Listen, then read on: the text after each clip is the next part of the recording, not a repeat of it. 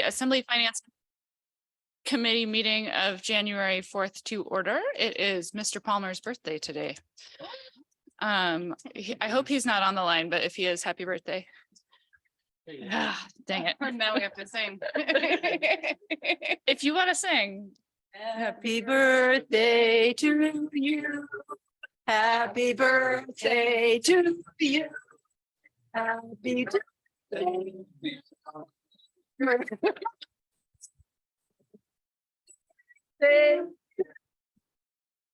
You are welcome, Mr. Palmer. Also, staff is like over it. I'm like, this is a bad start to anything they're saying. Okay, okay. Ms. Beagle, will you please note our roll?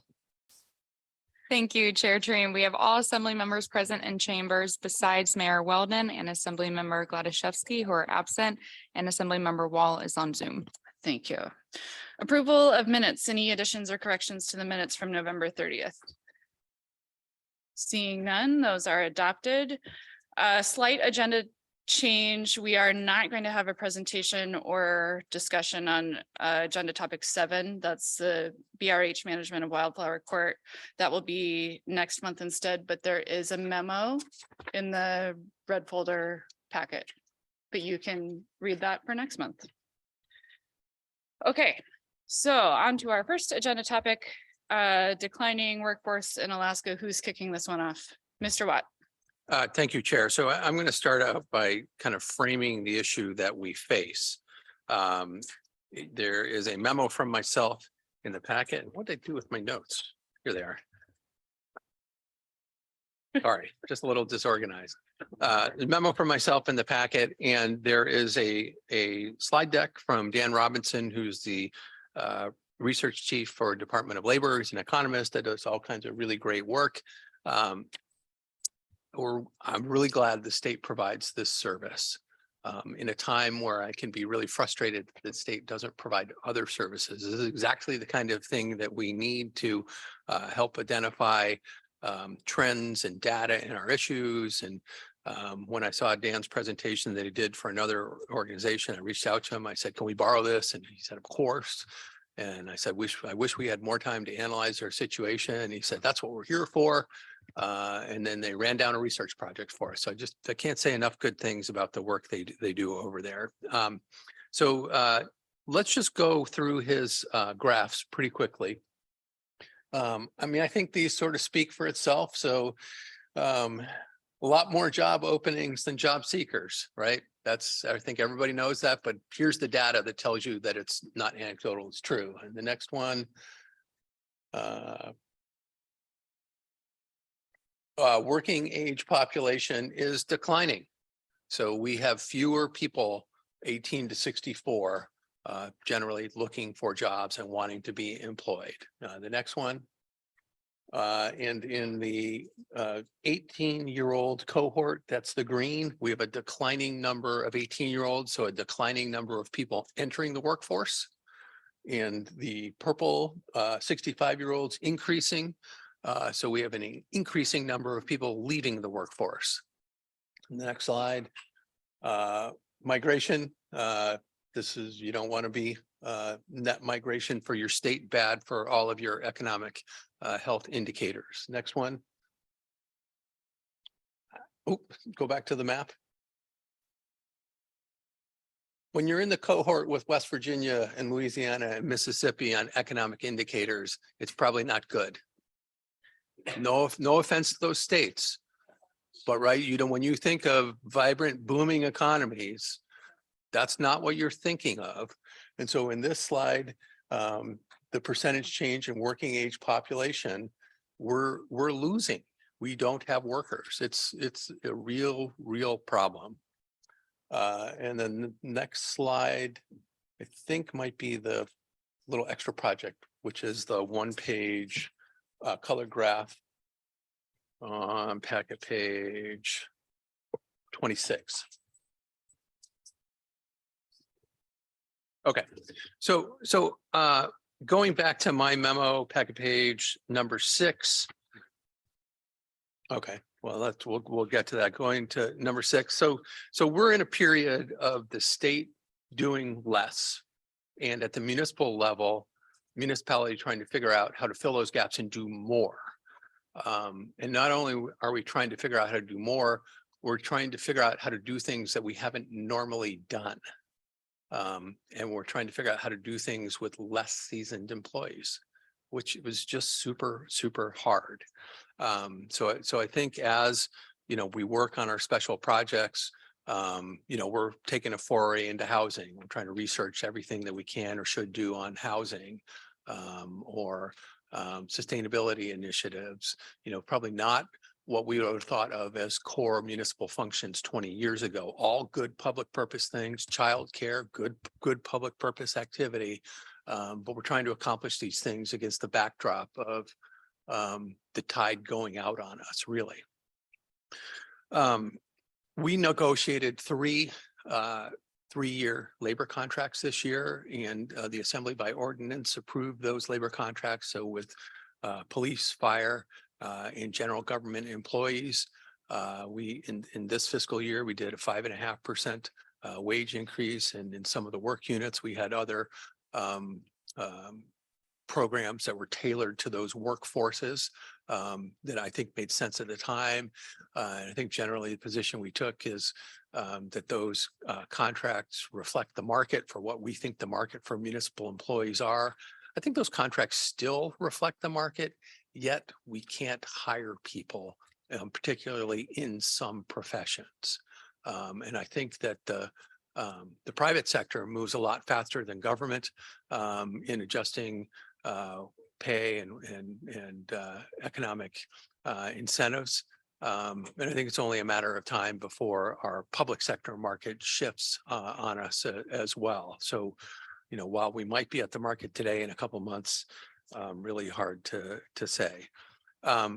If we look at this graph up here, I mean, they don't look really dramatic, but I think they actually kind of are telling. So the first 4 bars on the left, not employed by CBJ in the previous calendar year, so we're going up. So a percentage of the workforce that's got less than 1 year with is going up. And just think about that on a practical basis. A couple years ago, if you came into the cash office, you'd see Mary Belcourt, who'd been with us for a couple of decades. Mary had been around the block, and she'd taken, probably all kinds of random questions and knew the answers. And if she had a patron who was, maybe off their game a little bit that day and a little bit crabby, she probably knew how to handle them, right? We've got a 1-year employee, and people come into the city and they're like, I'm going to go to City Hall and kind of expect to get real information and real answers back. We're just not going to be able to be as good as we were when we had 20+ year Mary at the front desk. No criticism of our current employees. So I'll just get in a little sneak here. That's one reason that I'm continually supportive of a City Hall project, so that we can have a public service center to accommodate those kinds of things. The other graphs, nominally the same kinds of things, like how many people have been worked for us for 1 to 5 years, 6 to 9 years, or at least the last 10 years. And so you can see, let's just go to the last one, at least 10 years is ticking down, right? So that's just like on a practical level, maybe it's not a huge percentage of our workforce, but probably what it means is every city department or every group of 20 or 30 employees has 1 less 10-year employee or 10+ year employee and 1 newbie. And it's just harder to get work done. I don't know if the Assembly saw the hospital CEO's report that he emailed out the other day. He had a little nugget in there on the fly-in for healthcare people. And he said by 2030, Alaska is projected to have the biggest nursing deficit in the nation. And that just by natural attrition, retirements and people moving on and turning over, we need 7,500 nurses a year in the state, and our schooling systems graduate 800. And So like really stark view on nursing. And when we're trying to hire people, it moves around. Some months ago, we were short-staffed in community development, the planning department, having trouble hiring planners. I think we still have one opening. So, you know, people were like, how can we get more planners? Police officers, well, in police officers, it doesn't move around. We always are trying to hire police officers. We're always in a deficit. Engineers and architects are really hard to hire. HR consultants. So with staffing shortages and shorter tenured employees, we spend a lot more time putting out job notices, interviewing people, hiring people, training new managers on how to be supervisors, right? That 25-year employee knows how to supervise people, and the 2-year employee, not so much. And so like, I mean, you want to talk about a department that feels the pressure of this demographic change, it would be our HR department, HR and risk. And you've seen work in the nonprofit world about senior care workers, right? How are we going to meet the needs of the senior population? And, you know, I think we have to be, we have to really think these things through, because, you know, we'll have things in our economic plan that'll be like grow the senior economy, which sounds great. And then when I looked at these graphs, I thought, wow, like, okay, that sounds great, but like, and I want the seniors to be able to stay here in town. And in fact, I imported a couple seniors, my mother and my stepfather. But when you look at these graphs, it's like, oh, we need to like import workers and keep workers and young people desperately as part of that strategy. So a lot going on. I also left you a little link to the, you know, on somebody that tracks incivility, which I thought was really interesting. So just analytically looking how frontline workers do, and you know, the story when everyone is angry. I think that's a real consideration. COVID's been hard on people, and the transition back to the non-COVID society. And you know, I think it's fair to say that trust and faith and appreciation in government is not at an all-time high right now. And that makes it really hard. Workers have lots of choices. They can shop around for jobs. So not only do we need to focus on, you know, the economic side, but we need to really make sure that we're a good employer and that we take care of our employees and we give them good opportunities. And we protect them from undue and harsh criticism. So we're going to stop there. If there are questions, Dan is here on demographics. If anybody wants to ask Dan questions about demographics or his research division, he's always incredibly helpful. So that would probably be a good point for me to take a break. Ms. Hale. I was just having a question for Mr. Manager and wondering if you if you had some ideas about protecting assembly members from undue and harsh criticism.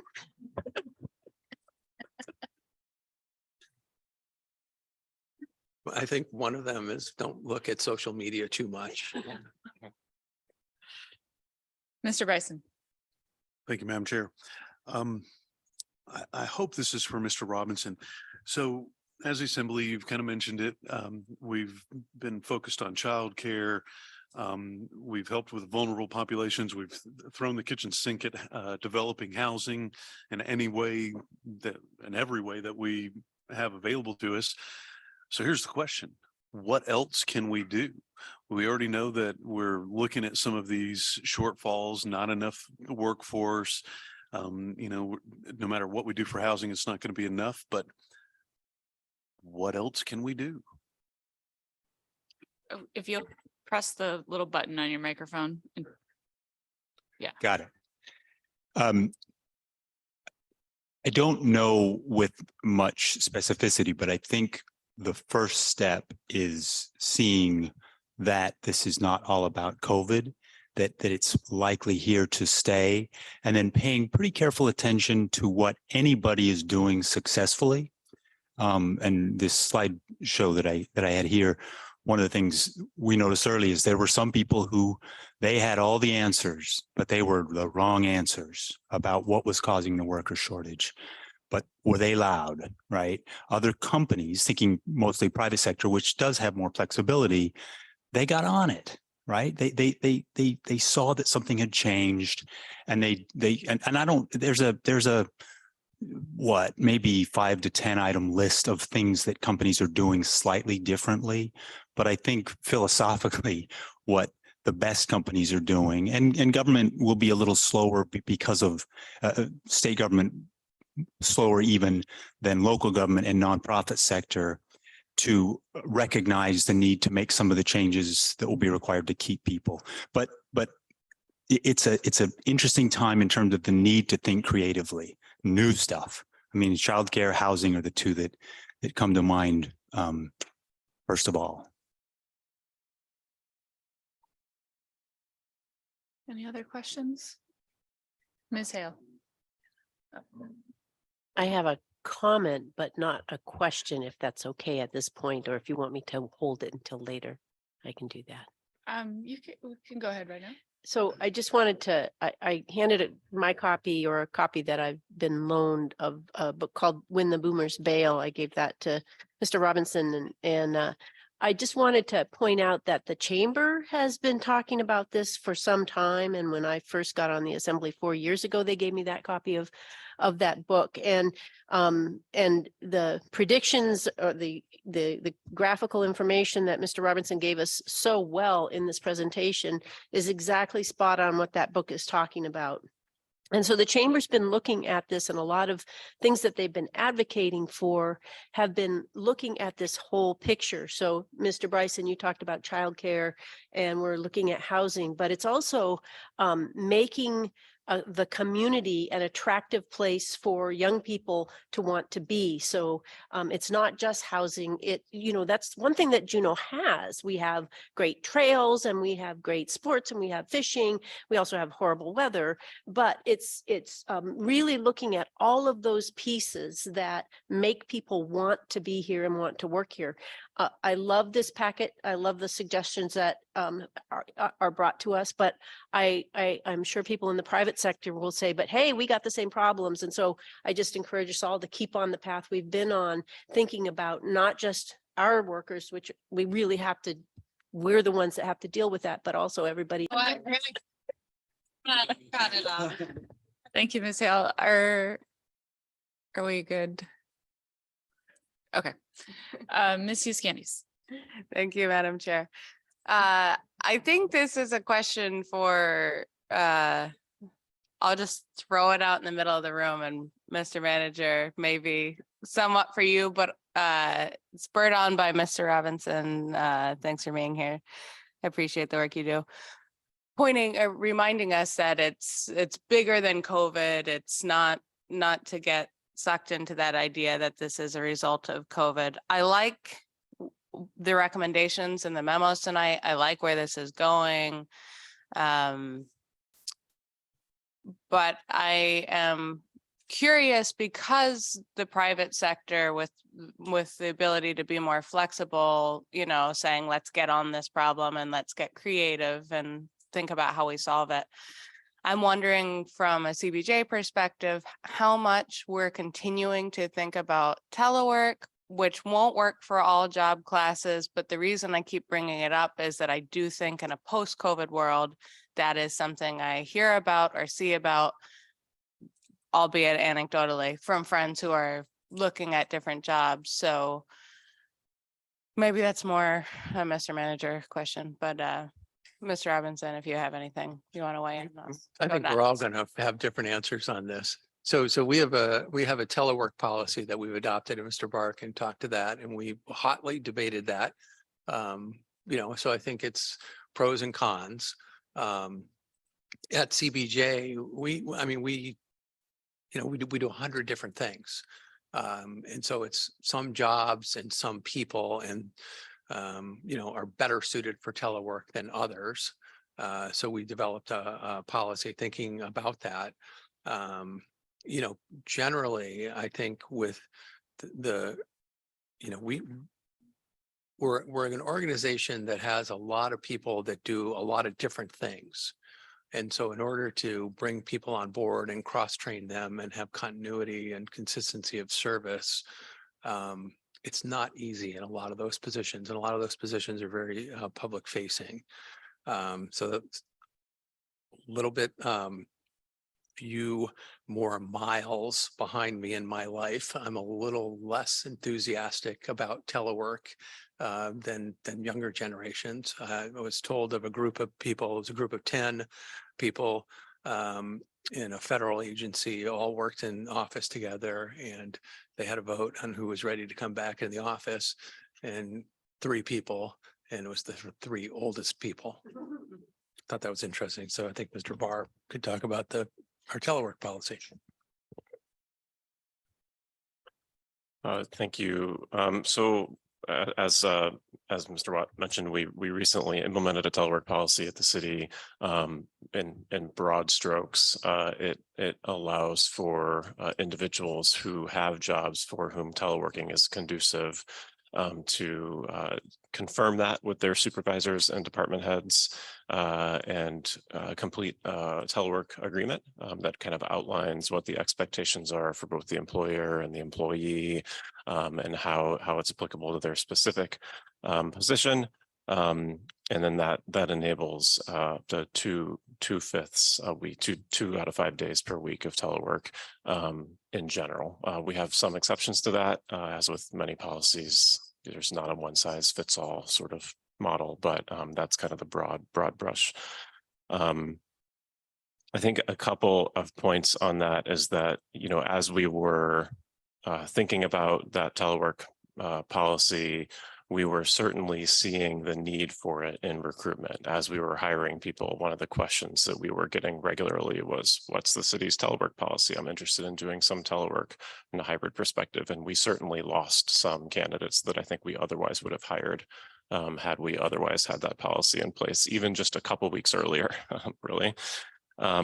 And another point I'll make that we were cognizant of when we were developing the policy, and that I think we will continue to be cognizant of as we have more employees take advantage of it, is that telework does change the supervision practice. It's in some cases a little bit harder. In all cases, it's a little bit different as to how you supervise effectively employees who are teleworking versus who are in the office all the time. It requires a little bit more intentionality.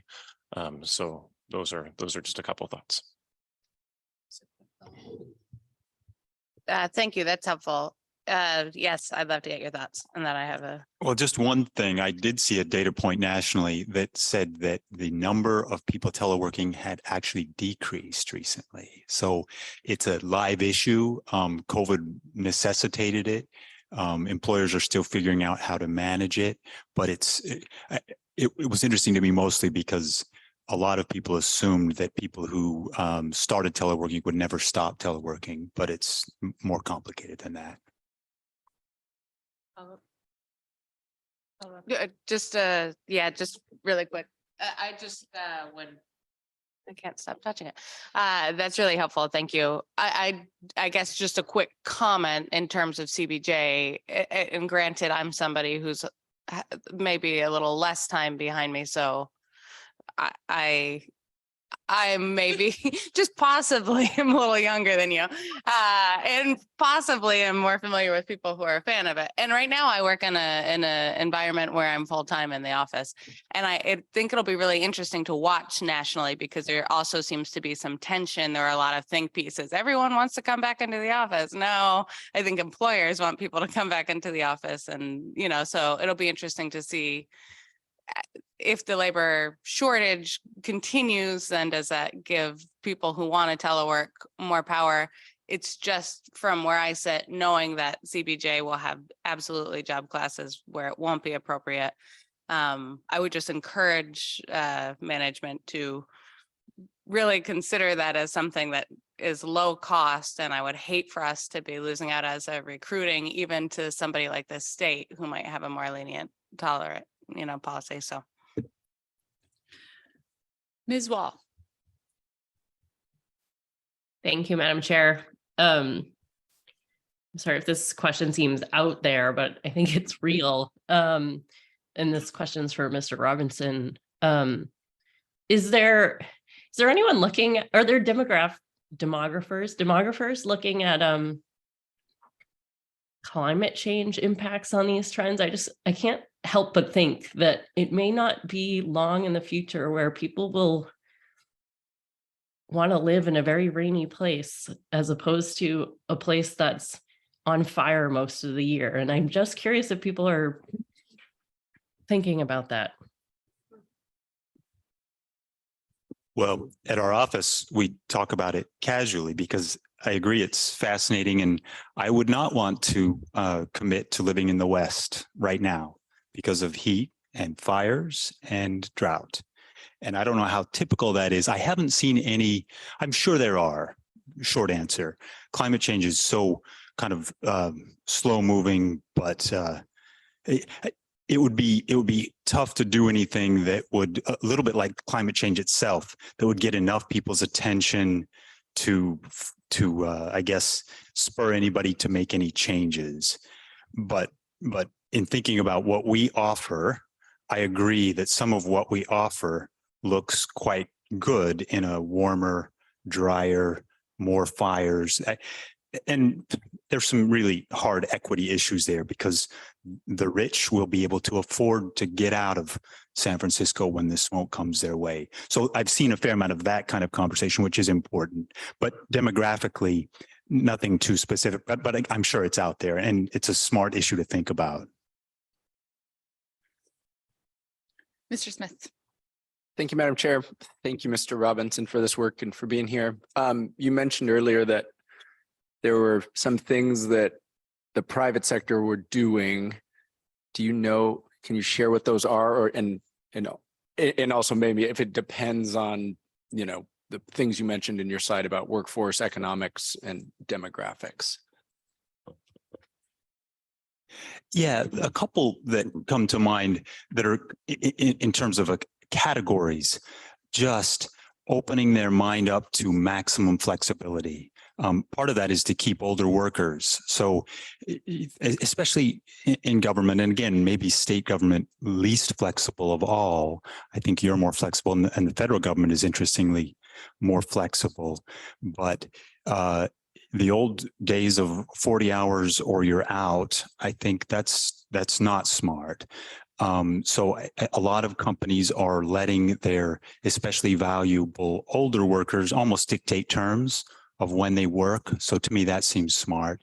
There's the company that owns Moose's Tooth and Bear's Tooth. They've always been an impressive. Costco is an interesting example of an employer that comes to mind that's doing some things. But as I say that, in both cases, what those companies do is they're really smart about retention. You treat people well. And I was about to say, especially your high performers, that's a challenge with government more so than in private sector because of seniority-based pay increases and all of those things. But the short answer, I think, is to absolutely maximize flexibility. And then another small answer is to look at minimum qualifications for government, especially private sector. They don't worry as much about that. But if we have silly minimum qualifications, let's get rid of them.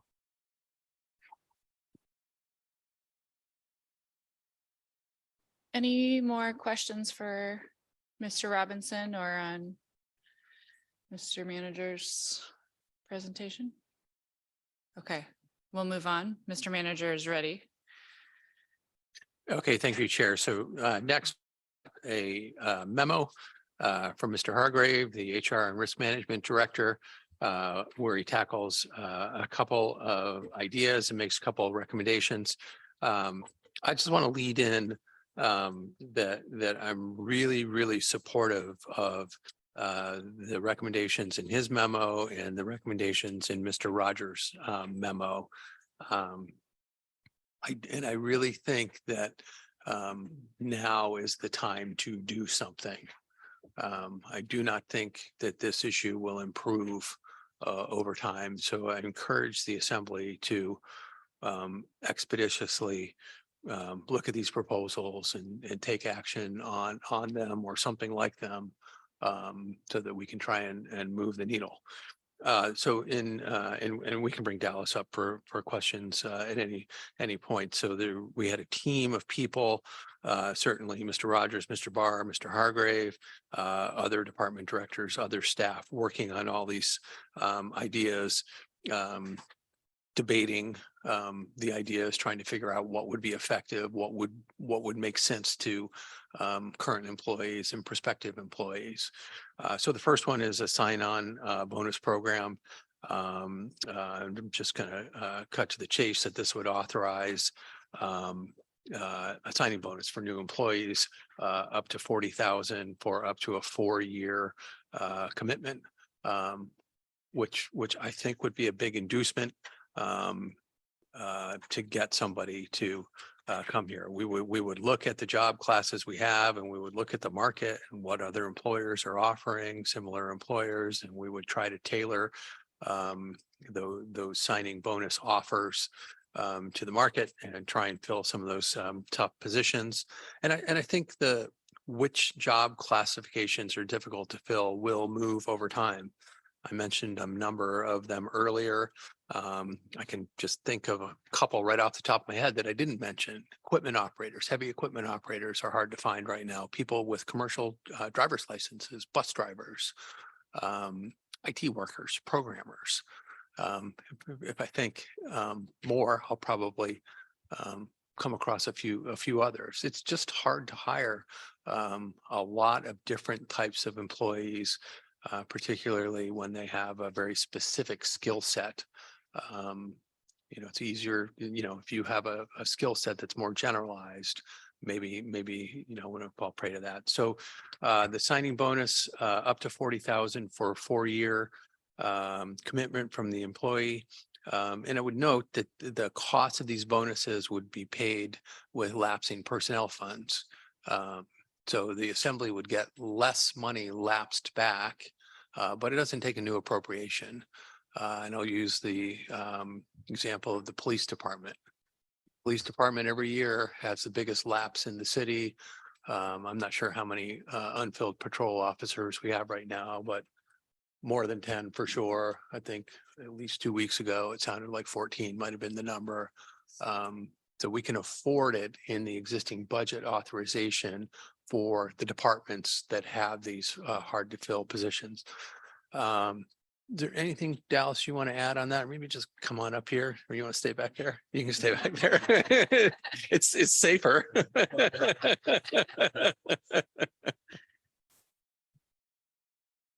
So maybe we'll just pause there if there are questions on the signing bonus.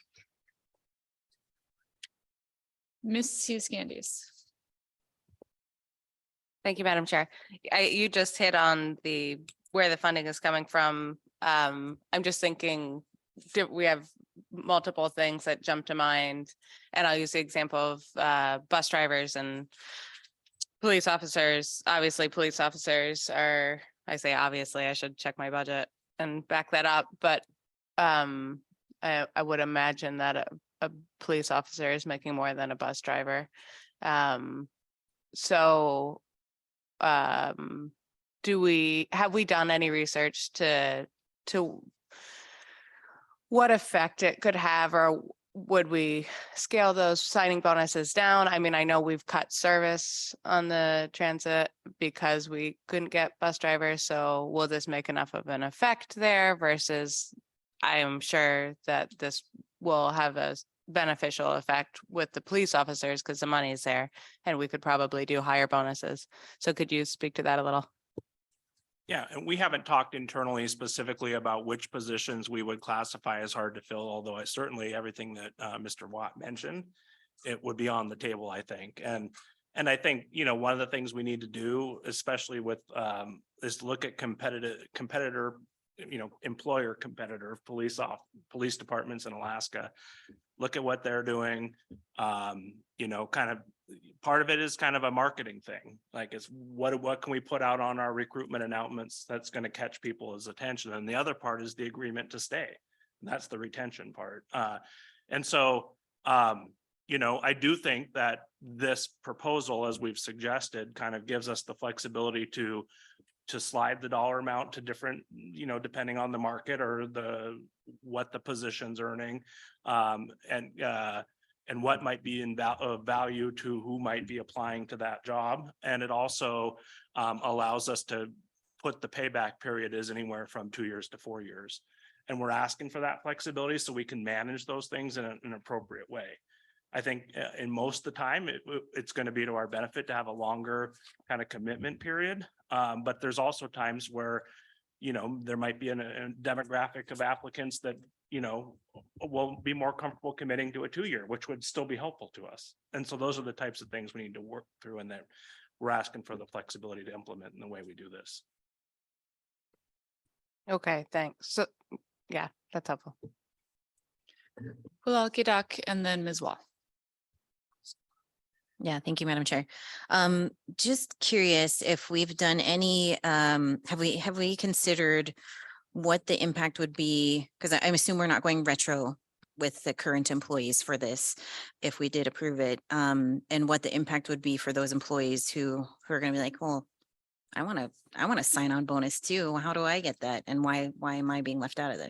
Yeah. You know, one thing we've talked about, and as Mr. Watt mentioned, is we have a kind of a leadership work group that's kind of looking through and tossing around recruitment and retention ideas, brainstorming. I mean, we thought about kind of retention bonuses too, but in the end, we felt like some of what the other things that we're proposing here, enhancing retirement benefits, looking at ways to support childcare costs for employees, are probably the better types of things to be doing for, you know, and where to be kind of putting our funding kind of to appeal to current employees. And so, yeah, there could be some feelings like that. I could acknowledge that, but also in the end, we're hoping that we kind of take a multifaceted approach that's helping with retention for current employees and helping with recruitment for potential employees. Ms. Wall. Thank you, Madam Chair. I don't have any questions specifically on signing bonuses, but I just wanted to disclose that my spouse is a full-time employee of CBJ. So, but I talked to our attorney, and I do not have a conflict because there are many CBJ employees, and we're not talking about a specific union, but wanted to bring that into this space. Thank you, Ms. Wall. Mr. Watt and then Ms. Hale. So a couple of things I want to add. So this signing bonus is maybe not new to us. We have a program in the fire department for paramedics where we give a $25,000 bonus for a commitment for 5 years. I think it's been effective. So when we implemented that, we were struggling with paramedics, and we've got a steady pipeline there. So 2 points that I want to make here. One is, what Alice said about flexibility is really important. We really need the flexibility because as the market shifts, we need to be able to have the management authority on that flexibility. The other thing is, when you implement a new program like this, there are going to be edge issues that are going to be a little hard. So as Wahala Gadak indicated, current employees are going to be looking in this and they're thinking, how's this equitable? And that's a great question for employees to think, and it's totally reasonable. And I think Mr. Hargrave's concept of, we should implement a kind of broad suite of activities, and that's why we brought this all together. And then the last thing that I want to say, and this is sort of why I'm would urge the assembly to take these up in a timely manner. Let's say you were a police officer in another community, and you'd always thought, well, maybe I can move to Juneau and do a lateral transfer. And you see that we're debating this, and you'd be like, well, I'm going to wait until they finish their debate, right? I mean, it would be really rational human behavior. Right. And so I'm sure a couple of our officers are listening and they're thinking, yeah, I'd like some of those laterals soon so I can spend more time with my family. I 100% know that that's the case. So just a few comments there. Thank you, Mr. Watt. Ms. Hale. Thank you, Madam Chair. I just want to commend our CBJ administration and HR department and finance department for bringing these proposals forward to the assembly and for coming up with them. It has felt like at the city level, like we've been in a trap of a former legislature's making. The legislature, I think in 2006, that created the Tier 4 and has made hiring and retention so hard. And it's felt like that's been a trap that we cannot seem to get out of at the city level because we're locked into the PERS system. And I really congratulate you guys for your creativity. And I'm sure we're going to see more of it. And I think you've come up with a really great suite of proposals.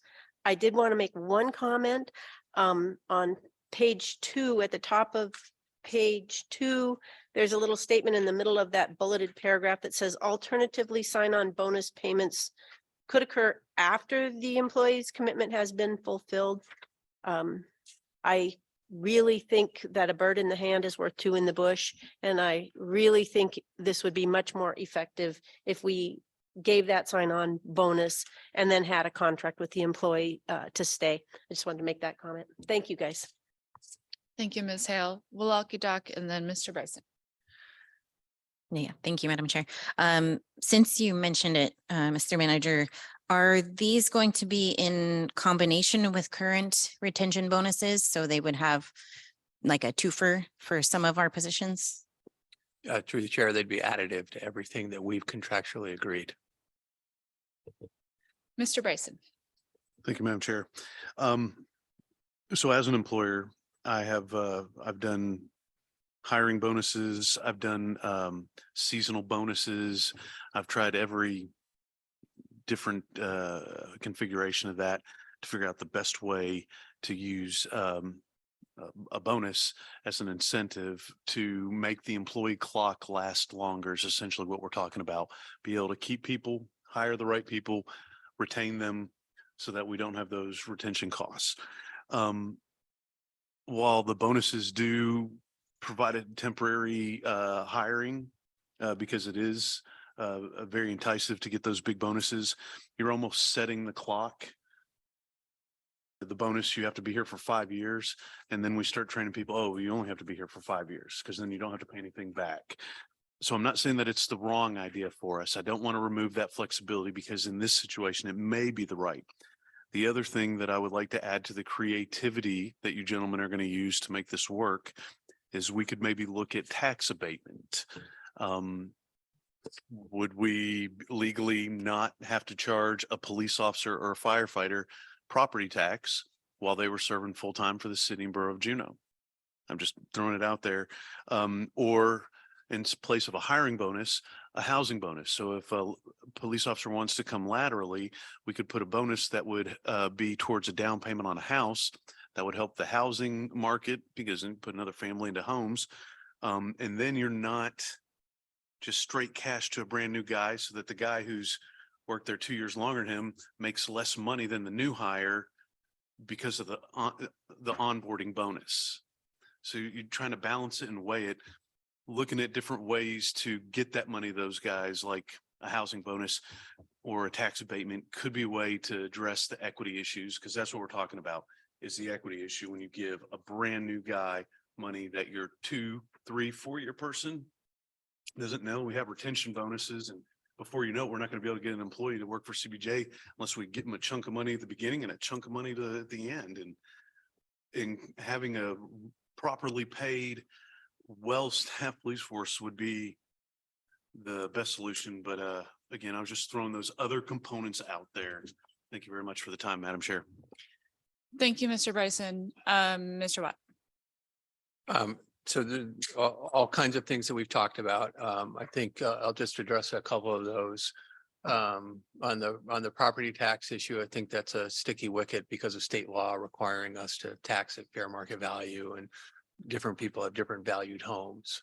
On the layering, so Halal Gadak asked the question about whether these were additive. They're additive.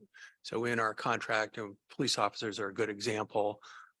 In that contract, we already have retention bonus where we, give, I think, $10,000 and then that clock can reset. We also have incentive for basic and advanced police certification. You get a couple percent higher more. So our existing officers are they're going to be stepped out higher and they're going to have some of these incentives. And I think when we get to Mr. Rogers' memo and on the 457 program, You said it right. I said it right. Okay. Then I think that is tailored to that need. So again, it's like you've got all these edge issues. But and if we're sticking with the police department, at the end of the day, we don't have any new candidates. And we need to figure out how to move that needle. So we need to address all ends of the spectrum. We need to, get the pipeline started. And we need to keep people staying as long as they can. I'm gonna jump in with a question. Since we're talking about the police department so much in this conversation, what staffing level do they start to get into mandatory overtime territory? Thank you. It's a good question. It's a complicated question. The short answer to that is they're effectively there now.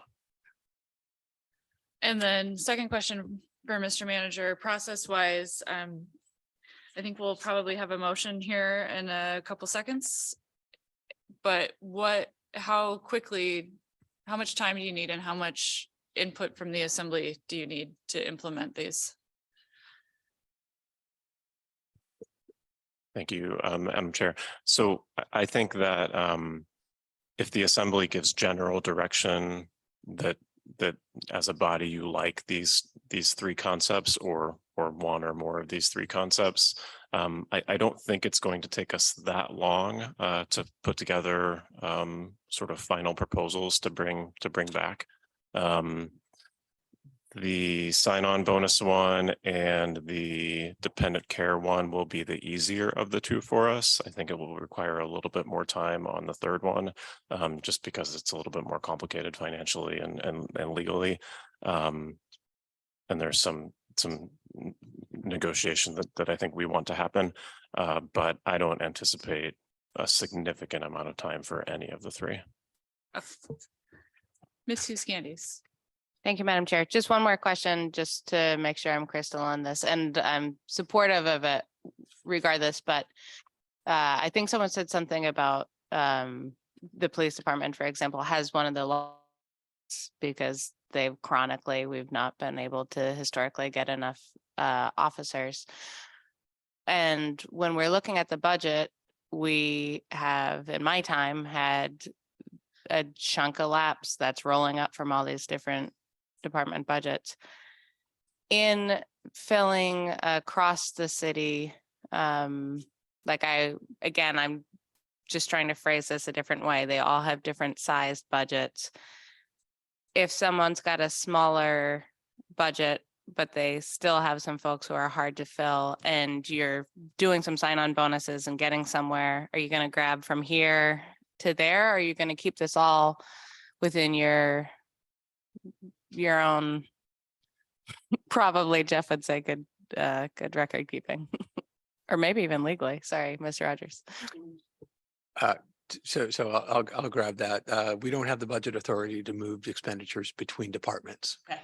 Takes an ordinance of the assembly. And so police department has a big lapse because they have a lot of unfilled positions. There are also probably our highest cost department, but they also have the highest employee needs. So I think it all just kind of tracks. If a department is small and they can't fill a position, well, they've got that position's salary, Great. right? So That's exactly it all flows the together. clarification I was looking for. Thank you. Ms. Walth. Thank you, Madam Chair. I'm curious, on paper, I really like all these proposals together. I think, it's a very strategic way to address multiple kind of challenges that are being faced. But I'm also curious, what kind of what data are you getting? What feedback are you getting in terms of, what employees are asking for right now to be able to stay? What has the conversation with the unions been like? I know you do a culture study. Do you ask a question? What's going to keep you here at CBJ?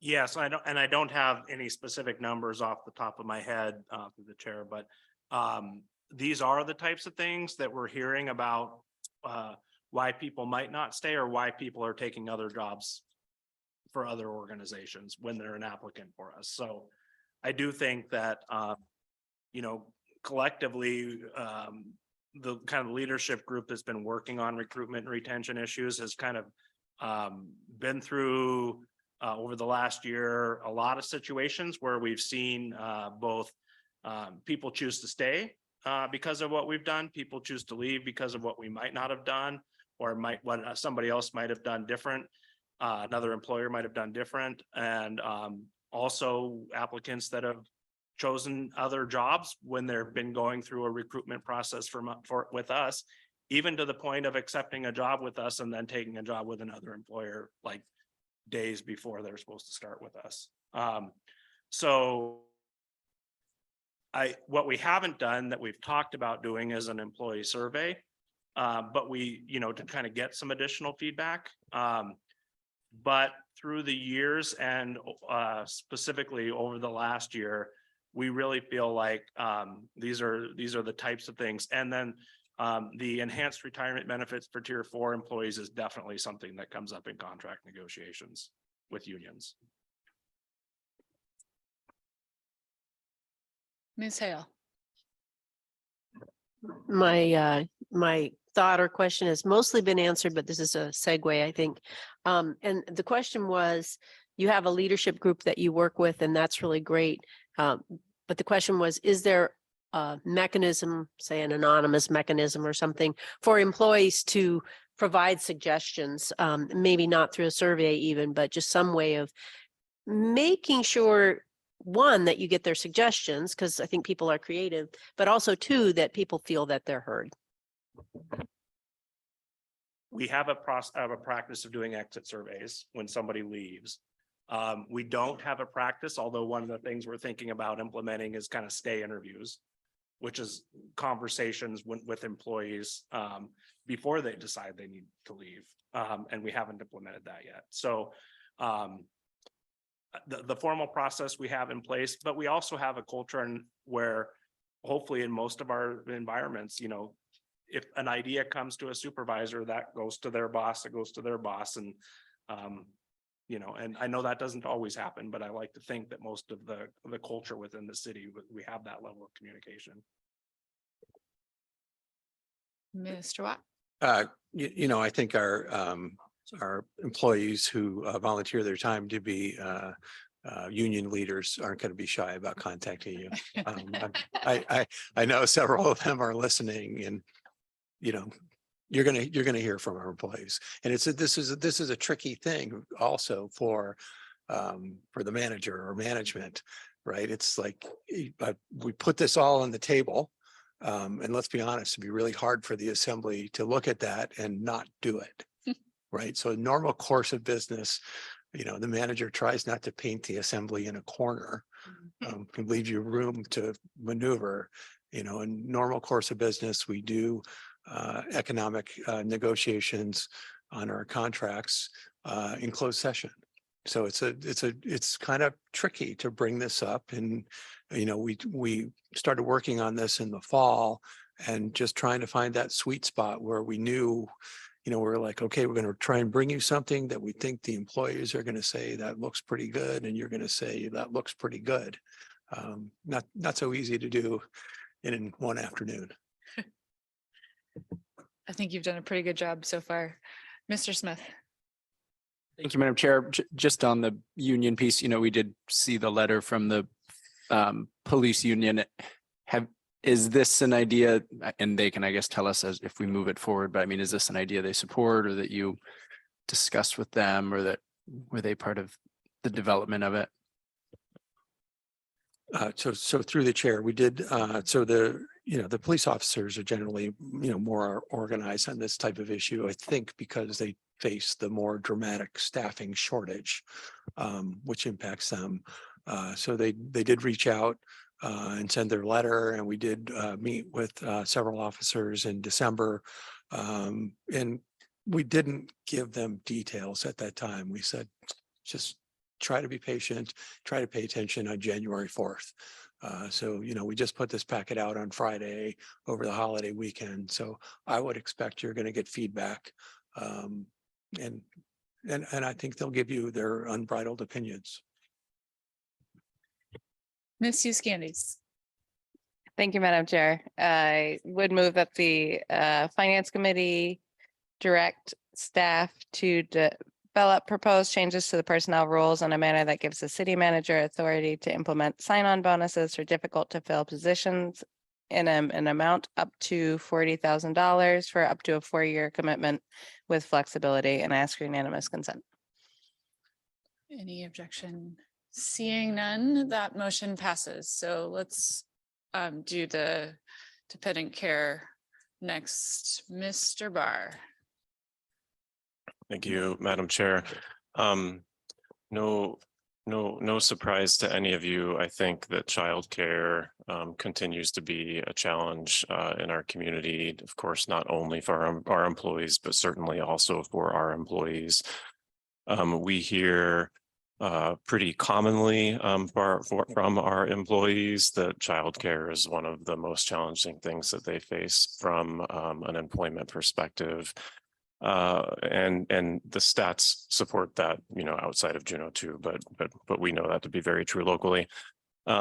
We currently have a dependent care flexible spending account that we provide as a voluntary benefit.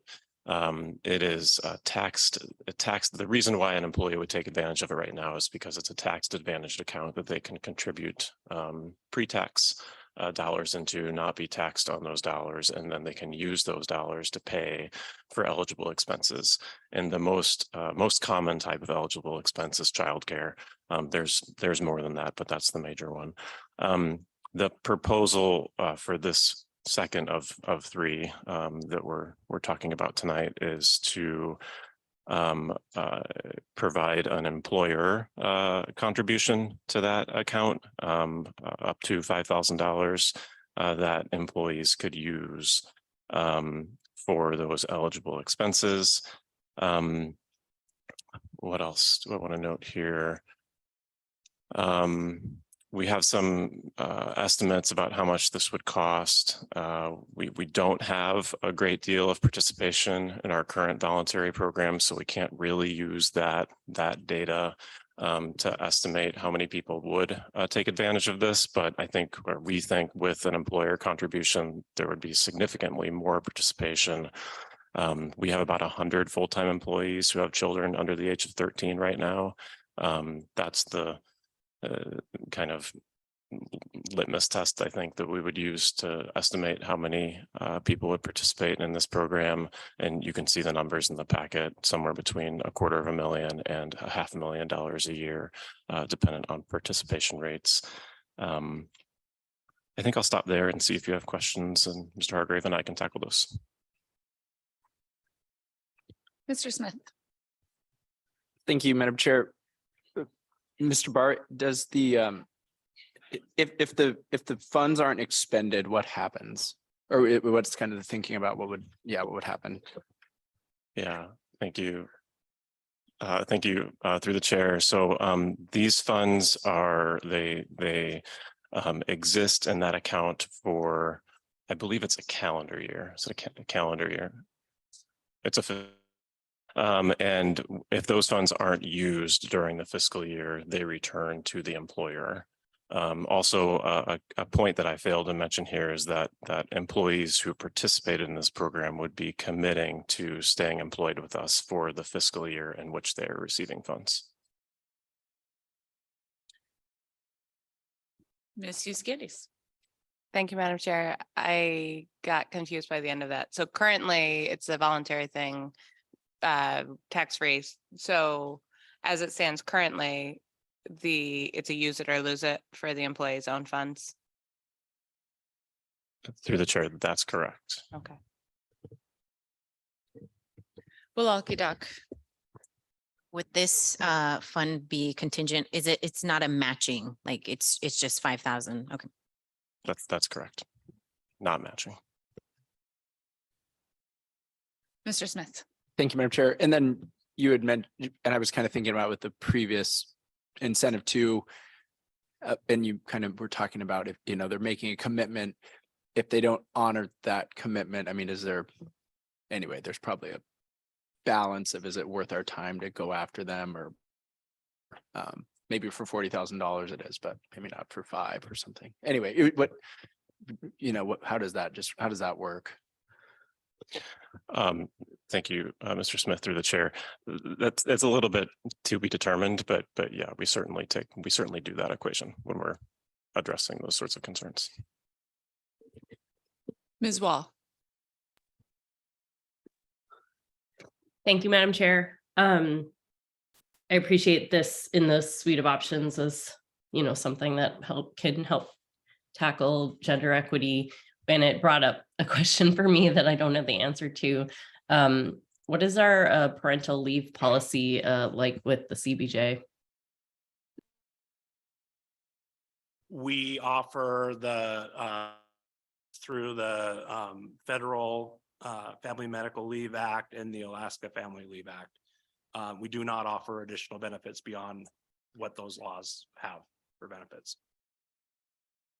I'll follow up on that really quickly. So there's no paid parental leave. No. Ms. Hale. Thank you, Madam Chair. I'm imagining that you've thought through the sort of the consequences or the tax consequences of the fact that the tax year and the fiscal year aren't in agreement. So if that 5,000, I guess maybe if they've used it in the tax year, then they don't have to pay taxes on it. Thanks. And we've got a benefit administrator, it's called BAC. I think it's called Benefit Administration Company, that runs our plan, that they work through all that and do it for us.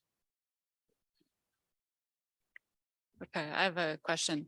Is the idea to make this, to require a 1-year commitment, was that a deliberate policy choice, or is there a way you can do it, you know, 12 or 24 or 26 installments of $5,000 so that, you know, that you don't have that need to stay through a calendar year or fiscal year? You're getting the benefits as you work, if that makes sense. I can start with that one, and maybe Dallas can add to it if I miss something.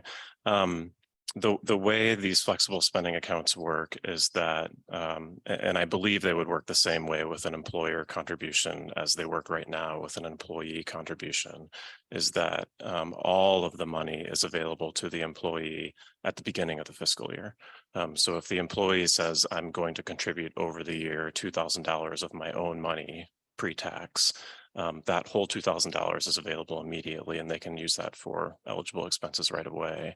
And then if the employee leaves early, that's just a bonus to them. They get to keep that money. If they don't spend it all, then it reverts to the employer per federal regulations on these types of accounts. And I think it would work the same way for the employer contribution. So all 5,000 would be available right away. And I don't believe we would have flexibility in changing that, although that's something we can check on. And the working time commitment of if you opt to receive that money for this purpose early, to stay with the CBJ for that 12-month period is a policy call. Ms. Hughes Gabies. Thanks, Madam Chair. I move that the Assembly Finance Committee direct staff to develop proposed changes to the CBJ Dependent Care FSA plan and include the estimated cost in the proposed FY24 budget. And I ask for unanimous consent. Mr. Smith. Maybe a little unconventional, and hopefully I'm not putting Mr. Robinson on the spot, but I'm just curious to hear his opinion on this one and actually the previous incentive program. I mean, you see her. So, Great.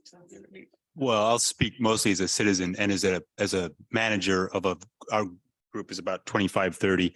I'm inspired by the thoughtfulness. Beyond that, I don't know what will work. I've got a whole list of questions here that I'm going to talk with our management team about. And I'm curious, and I think I know the answer to this, whether the state might jar loose some possibilities. Everybody's going to need to do something, I suspect. Was that an objection, Mr. Smith, or, okay. Okay, so seeing no objection, that motion passes. And should we do deferred comp before we take a break? Okay, we'll take a break. We'll take a 5-minute break.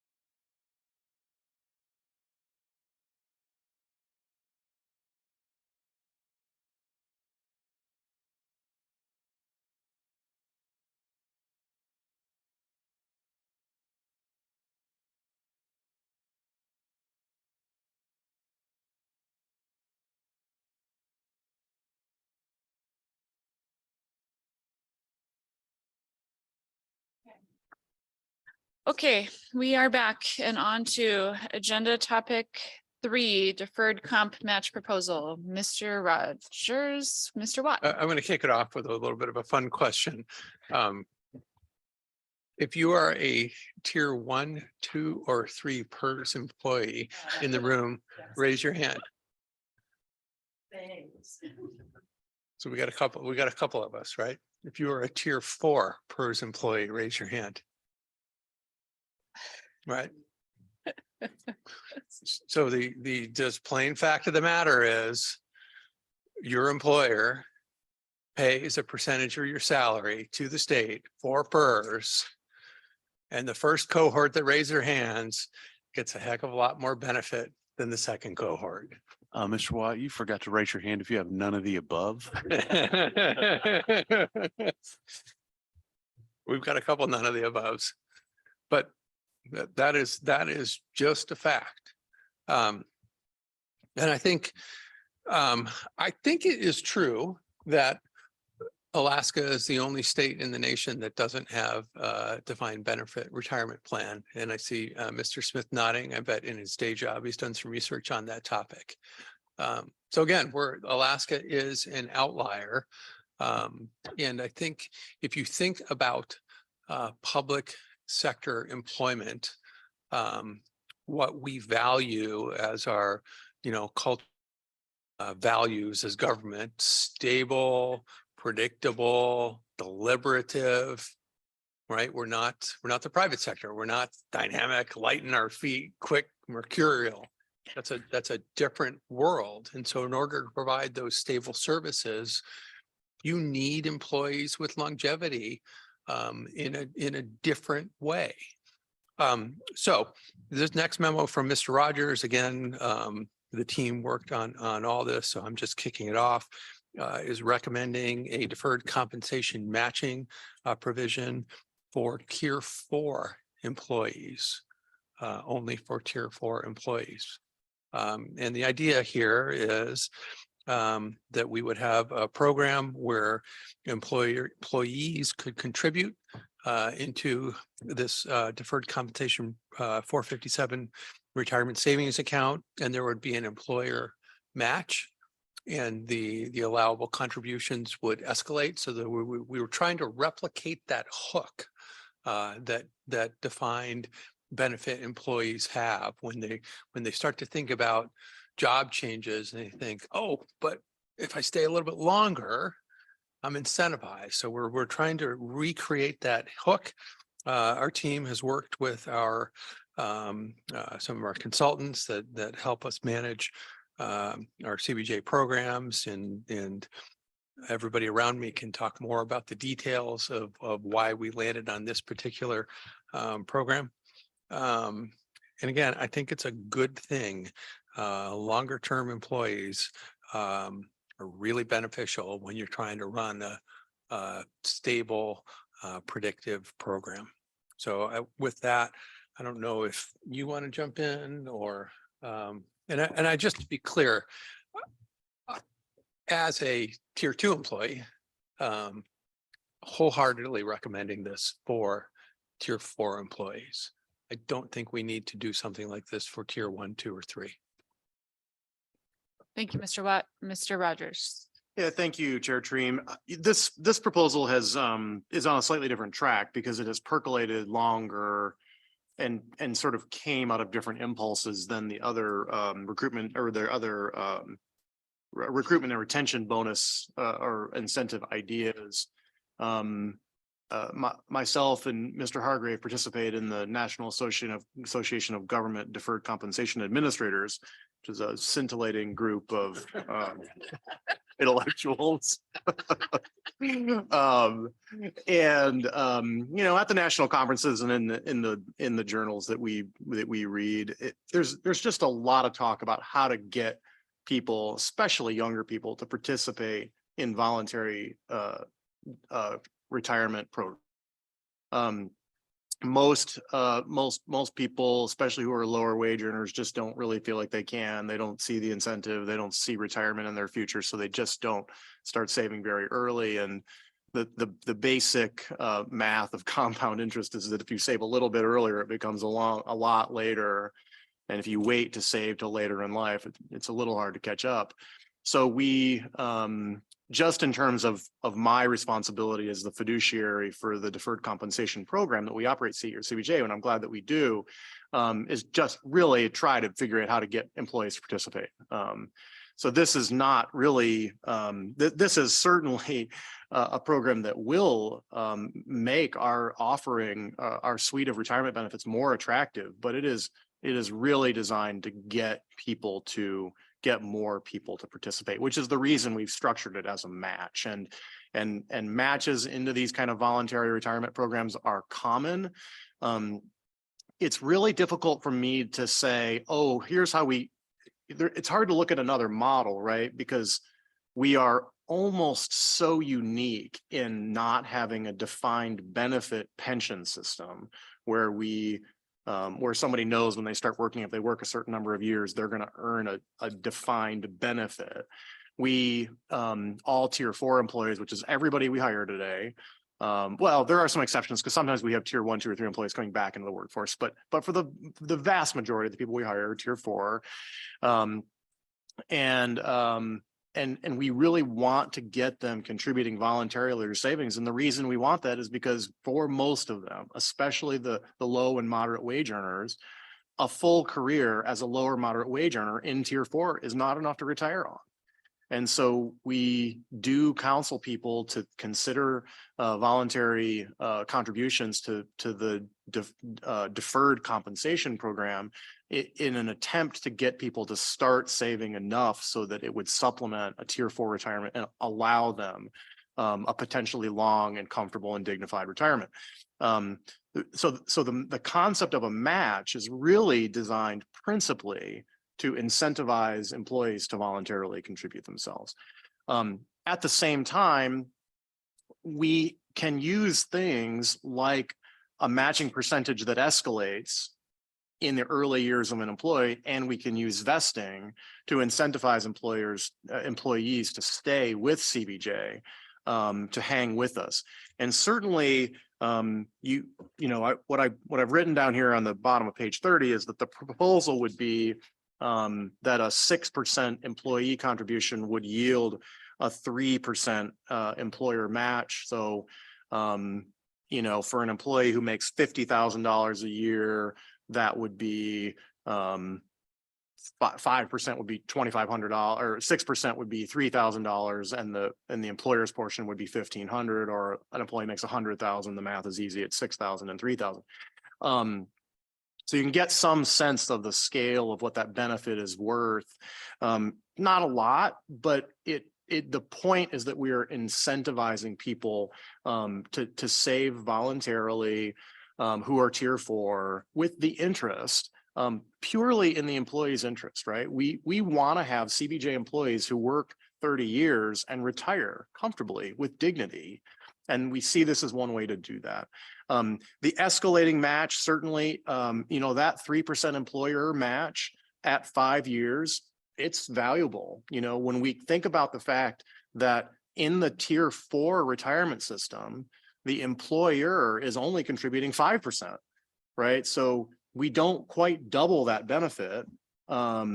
But 3% is enough to really move the needle in terms of the amount that we as an employer are contributing to a tier 4 employee's overall retirement. And we use the matching structure to incentivize employees to take responsibility. I mean, that's really unfortunately where tier 4 employees are left. You as a tier 4 employee have to take responsibility for your own retirement. That's really the difference between a defined benefit pension and a defined contribution retirement plan. All of the risk and all of the potential reward lies with the employee, not with the employer. So that's one idea that's here, is an employer match to an employee's voluntary contribution to their deferred compensation retirement plan. There's a little bit in here about the structure, which we intend to do that with. We do think that's the right structure. It seems a little confusing, but it has a lot of benefits is the reason to do it.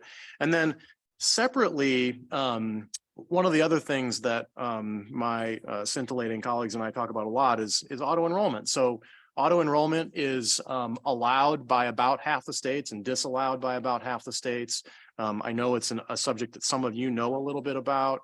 The state of Alaska disallows auto enrollment unless a bargaining unit has specifically agreed to it. And I think that we at CBJ would like to enter into conversations with bargaining units about auto enrolling their members in the deferred compensation program.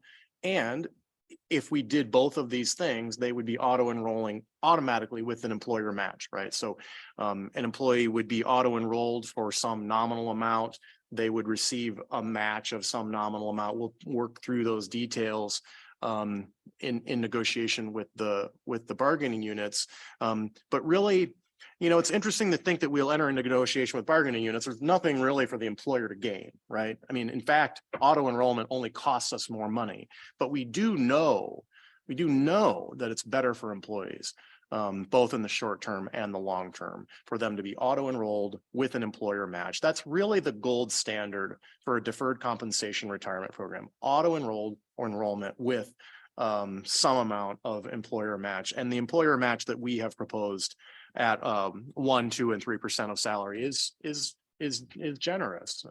We could have picked lower numbers, and we still could really, but those numbers I think do a lot to even the playing field between the retirement benefit that is earned by a tier 1, 2, and 3 employee and the retirement benefit that is earned between a tier 4 employee.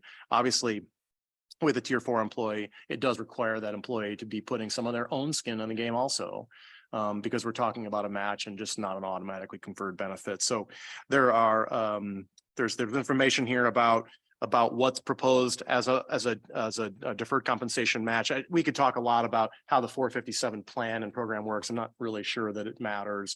I think the important point here is that you understand that that we would be matching 50 cents on the dollar to what an employee voluntarily contributes in an escalating scale with a 5-year vesting, just like tier 4 employees have in other programs. There is kind of an afterword in this memo about the bloody long details of tier 4 versus tier 1, 2, 3. It was kind of important to cover some of those details, because the tiers tend to be relatively well understood by employees that are in them, and then not well understood by anybody else. But it's weedy and it's a little detailed, so it's kind of an afterword here. But I'm happy to answer questions on any of that. Well, Duck. Yeah, thank you, Mr. Rogers. At the page, at the bottom of page 30, you say this is estimated to cost 550,000 annually.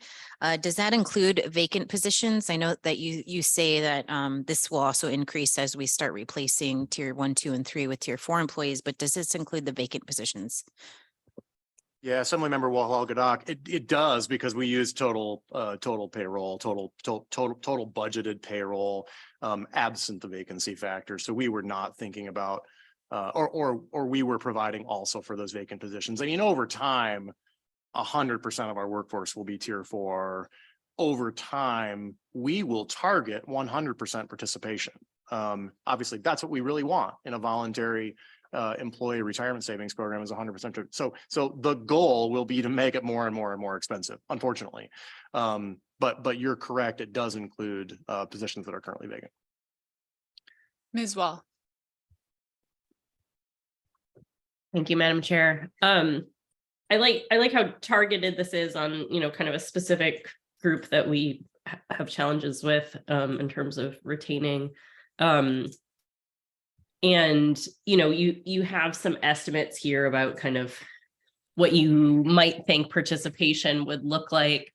I imagine that is based on the idea that more people are going to sign up when there's a employer match, which, I think is true, but I also kind of wonder about the folks who just can't afford to put in, to contribute. And so my question is like, do we have the data? Can we look at the data of kind of those new employees, those low wage employees, how many are participating in the program now, recognizing that the idea is to make sure that goes up? Assemblymember Wall, the answer is yes. Our plan administrator does have pretty good information about who's contributing.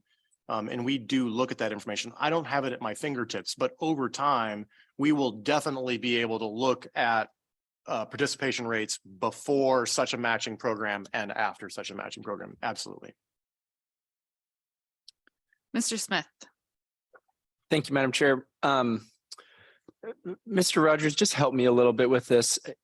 I know a big issue, and you mentioned in the memo, and I think others are aware, is, after 5 years of service in tier 4, your employer contributions are entirely portable. You essentially take them with you. So can you just, I just am seeing the proposed match investing structure. And I guess I'm just wondering, how is that addressing the need of that, someone gets to 5 years and then they can just essentially go anywhere? Like, how is that keeping people beyond 5 years? Yeah, thank you, Assemblymember Smith. I think the answer is this. So a tier 4 employee today gets 13% contributed to their individually managed defined contribution account. 8% of that comes from the employee's own wage, meaning it is a deduction from the employee. 5% of that comes from the employer. So a tier 4 employee is getting 5% from the employer. If you think about what changes over 5 years that incentivizes an employee to stay, is that in the first 2 years, they're eligible for another 1% of salary. And then from 2 to 5 years, they're eligible for 2% of salary. And then in 5 years and beyond, they're eligible for 3% of their salary. So we smooth that cliff a little bit. And we do have a tier 4 cliff. Tier 4 employees do get to tier 5 and exit. We know it. We smooth that cliff a little bit because what happens in effect is if employees take advantage of it as a match, they go from having a 6% retirement benefit to a 7% retirement benefit to an 8% retirement benefit between tier 4 and the deferred compensation match together, right? So the goal is that by the time somebody gets to 5 years, they're incentivized to stay because they're at our maximum matching tier, right? So they may have an incentive to leave because they're fully vested, but they have an incentive to stay because the retirement benefit is actually just that much richer. I mean, I might add this. So Mr. Barr, Mr. Hargrave, and I really beat up all of our consultants and said, is there any other way to kind of keeping hooks in employees with an additional retirement benefit. And we had a lot of discussion, but the short answer is no, right? You can choose to vest over a longer period of time. You can choose what's called cliff vesting, where it doesn't go 20, 40, 60, 80, 100%. You just, you vest on a cliff, right? You get to a certain year and it's all or nothing. And for example, we could say it's a 10-year vesting with a cliff, right? And you could say you don't get any of the employer benefit until 10 years out. That's just not, I mean, those are options. They're just not particularly recommended. You could extend that vesting schedule. We could change the contribution amounts and the employer match to extend them out. I mean, we could have it go 0 to 5, 5 to 10, 10 to 15. I mean, there's lots of ways to think about it.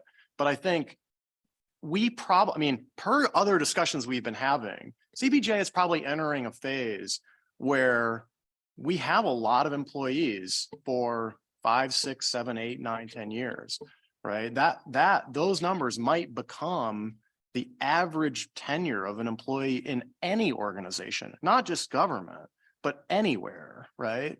And so as we move away from the idea that somebody's probably going to enter into government and work there for 25 to 30 years, and we enter into what we think is the dawning of an epoch of gigging, right? Where people as professionals work for 2 to 3 to 8 to 10 years, and then they move on, they reinvent themselves. That's just what we think is really happening in the workforce. We're not likely to have CBJ employees for 25 to 30 years. I think we're just trying to keep them for 8 to 10. And obviously, I think everybody in the room wants to do things to keep them longer than that too. But the environment is just shifting in such a way that we don't want to lose employees after 1 and 2 and 3 years all the time. So I think getting employees here and keeping them for 5 to 10 years is a good goal for today. And do you want to say anything about that? Mr. Watt, I don't know how you could possibly follow that up, but go ahead. Through the chair. So yeah, I mean, I think you have to think about the mindset of employees and where they're going to be in their personal lives and how they make decisions and make incentives. So earlier we talked about the sign-on bonus, big chunk of money maybe to get a lateral officer or say somebody who wants to go into a career of policing. In this case, we also have for CBJ as a benefit, we have generally a pretty generous leave accrual system. And employees max out at 10 years. And I think, if you hire an employee and we've got these little hooks, if you're here a little longer, your leave accrual goes up a little bit. If you're here a little longer, you get a little bigger match on your retirement account. And since you're here a little longer and you've got a little, more seasoning, you're going to apply for a promotion. Maybe your wage is going to go up. And, and then it's like, well, maybe this is a good place to, buy a house if we can create some of that housing for people to afford to buy, or maybe it's a good place to have a family. And, if you get employees and you can keep them for, 10 years, they've kind of made a life decision at that point that maybe they're going to be staying in the community and less likely to leave. So I think it's a really good program idea.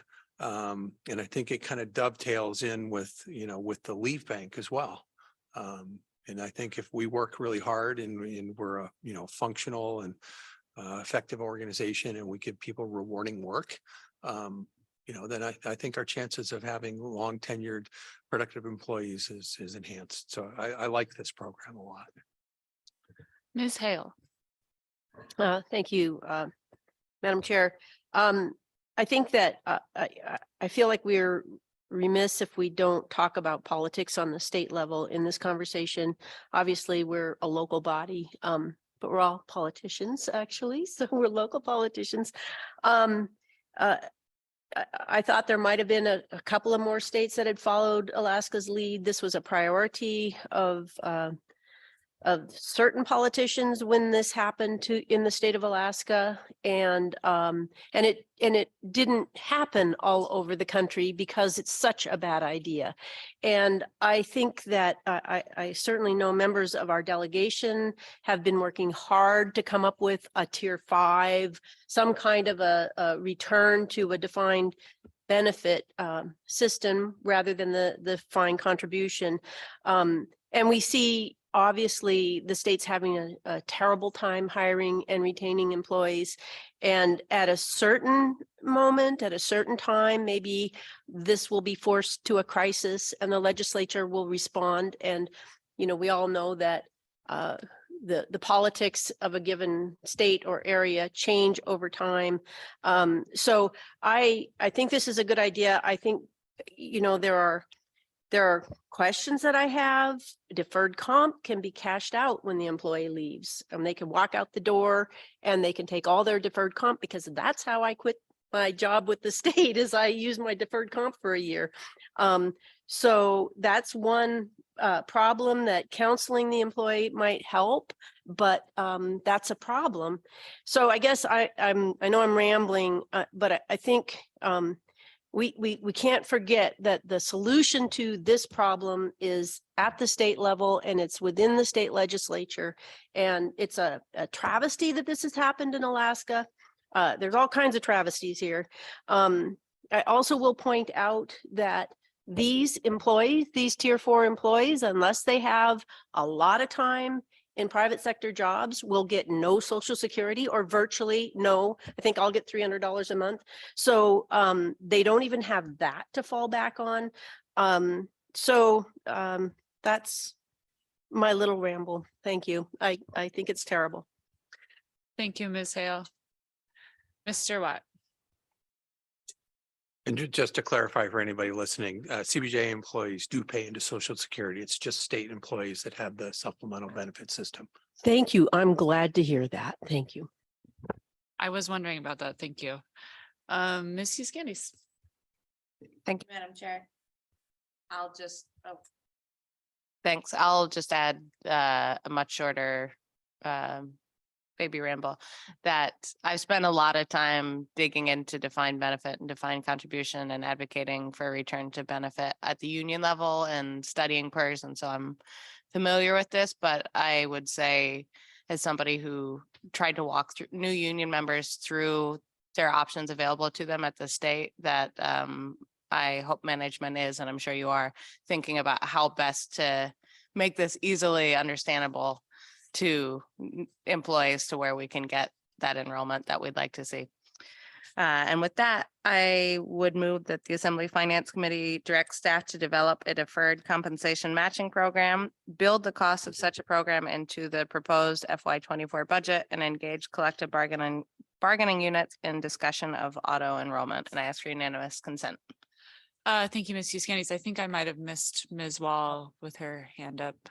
Sorry about that. No, I was actually objecting just for the clarifying question, maybe for folks in the audience. You know, if this passes, there's a lot of detail in this memo, I guess. And so what we're voting on tonight is the general framework, with the idea that we're going to be getting input and having discussion on some of the finer points here. Is that correct?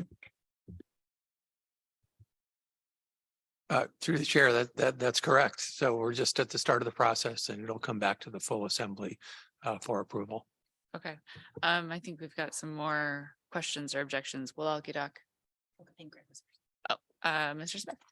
Thank you, Madam Chair. Yeah, just another question. And I hear what Ms. Wall is, what I thought I heard her say is, for a lower income employee, their ability to defer, I mean, they just don't have that ability. They might just need to be paying, you know, they might need their full after-tax salary to, you know, pay for life. Are there ways that we could actually provide a larger match for lower paid employees? I mean, I get that my understanding is that retirement, the point of retirement is to replace a percentage of income. So, you know, whether you make 300,000 or 100,000 or 50,000, like it's to make up a replacement of income. However, also I guess, I wonder how great of a need is there for the city to pay 9% to a hospital executive who's making $350,000? Like, do we need to do that, or can we cut this off at a certain income, or can we adjust it so that it's more helpful for lower income employees? I realize there's issues with that across the workforce, but anyway, just curious about the ability to do so. Assemblymember Smith, the right answer for me to say is I'll ask legal experts on the 457 plan and we'll find out. I know that we have the ability to set a floor. So for example, we of course could say that the minimum employer amount would be $100 or $250 or whatever. So we do have that as an option. What we can ask our consultants is whether or not it's possible to limit the conferred benefit based on income at the upper end. I can ask that. I don't know that I know the answer. Or that we could limit the total employer matching to be the same thing. I can get an answer to that question. Follow up. Okay. Will Alcadag. Yeah, if I could just make one request for the next iteration that comes before us, that we see some form of graph that shows us the costs, especially through attrition, as we start seeing more tier 4 employees, as we start seeing the retirements come off, and maybe it's a year over year, as to the costs that it's going to cost the CBJ.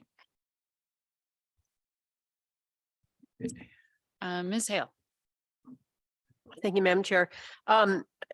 This question is for probably Mr. Manager or Mr. Rogers. Have other cities in Alaska, do you know of any other cities in Alaska that have taken an approach like this? Assemblymember Hale, I'm actually not sure I know the answer to that. Our consultants will likely, at least for the plans that they administer in Alaska. Not every municipality in Alaska offers a deferred compensation program at all. It's actually a tremendous amount of work for us. I mean, it's a good thing that CBJ has committed itself to having a deferred compensation program altogether. I do know, back to a question you asked earlier, I did ask the state retirement administrator very directly if they were considering a match, and the answer was no. Follow up. Follow-up is, and I'm really kind of looking at this as a whole package that we're putting together tonight, or that has been put together, that we're moving forward. Do we expect, I mean, I guess I would expect other cities in Alaska might be paying attention, because everybody else is having the same problem. Everybody else that's PERS employer is having the same problem. If they haven't done this sort of thing, I would expect that they might. Thanks. Chair, if I can just jump in on there. So we don't think other municipalities in Alaska have done this yet, but I'm sure people are trying to figure it out. And if we're able to lead on the subject, then great. And if we're able to provide an example for the state itself, then also great. And if the state reaches a conclusion that a tier 5 program makes sense, and we have to recalibrate, we would love to have the opportunity to work on that problem. So, you know, sometimes you have to get out in front of your state if it's not leading on a topic. Thank you, Mr. Watt. Mr. Smith. Thanks, Madam Chair. Just to comment too, I mean, I've heard that there is, I think there's political will, at least in the Senate. I mean, who knows what the House is going to do, but to potentially provide a defined contribution for public safety employees and teachers, defined benefit, excuse me, thank you. I don't know about everyone, unfortunately, but we'll see what happens, and no point in waiting around for that. I like this. I guess I'm not totally sure how it is incentivizing people beyond that 5 years. I think I heard Mr. Rogers in that above 5 years is the highest employer match, percent, I see that, but I guess I still don't necessarily understand how it keeps people hooked in after 5 years. But I also hear what you say that maybe if you're doing a retirement, anyway, if you made it where they'd vest fully at 10 years, is that like so long that they're not even gonna, are they even, does it cease to become a benefit at all? I guess, I don't know. And it's something, I mean, you talk to experts. So anyway, that's my only still remaining thought on this, is that I know that people, I mean, myself included, like when I hit 5, I'm like, oh, what could I go do now? Because I can take all this money with me. But anyway, okay, thanks. Okay. Thank you, Mr. Smith. We are at the dawning of an epoch of gigging, in the famous words of Finance Director Rogers. I hope Ms. Larson wrote that one down.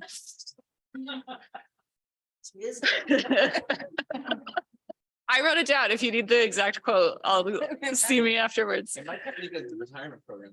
Yeah. Okay. A scintillating dawning of the epoch of gigging. We have too much fun when the mayor and deputy mayor are gone. We do. I think Mr. Bryson is handing me the sticky note that says call the question. We have a motion on the floor. Is there any objection to it? Seeing none, that motion has passed. Thank you, Mr. Bryson. Okay, so we will move on to agenda topic 5, which is the Travel Juneau Hotel bed tax increment request. And I'll kick this over to Mr. Rogers to start off with, but we do have Ms. Perry here if we have questions. Thank you, Chair Treem. I did not write a memo on this, but if you go to page 37, there's the briefest of manager reports that associates with the ordinance that sort of explains the logic for this. And then back on page 36 is, I realized today that I'd actually not ever given this to the Assembly Finance Committee because we didn't look at it in November, December. So this is news in some ways. This is in the same format as sales tax and other municipal taxes in terms of how we report and the past and forecast the future. But importantly, if you go down to the 2 lines that say FY23 budget and FY23 actuals projected, importantly, we projected $2.1 million of hotel bed tax last year. And I say we, I mean me. That was we'll say a bad projection, because in the very first quarter of this fiscal year, July to September, we took in 1.36 million in hotel bed tax, something like 65% of what I had forecast for the entire year in 1 quarter. Lots of things you could try to attribute that to. Obviously, Ironman is a little portion of that, but it's not Ironman alone. Ironman was 1 week out of a 13-week quarter. So I had, that number just with sales tax has caused me to reforecast the rest of the year. And the reforecast of the rest of the year is not particularly crazy. I mean, even if you look at the April to June quarter ahead of us, I'm now forecasting 940,000. Well, that seems like a big number in comparison to my forecast, but last year our actuals were 930,000. So I'm saying we're going to do about the same amount of hotel bed tax April to June that we did last year. I have no reason to think that that's not the case. The net result is that the new forecast, the revised forecast for hotel bed tax, is in the range of 3.1 million. So a full 50% higher. This is again, bad finance director, bad projection territory. And critically, as it relates to Ms. Perry's request, had I correctly forecasted hotel bed tax, Travel Juneau would have been eligible per assembly resolution for an allocation of something like 4/9 of that, right? We have a 9% hotel bed tax by resolution.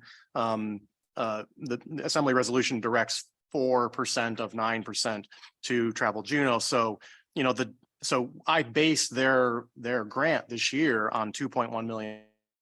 Had I based it on $3.1 million, it would be something on the order of $400,000 or more higher than it is.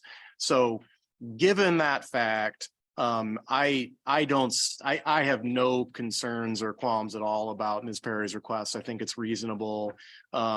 Certainly Travel Juneau did experience extraordinary costs related to Ironman, which was a very successful event for your finance director, at least. And I think for the community more broadly. So I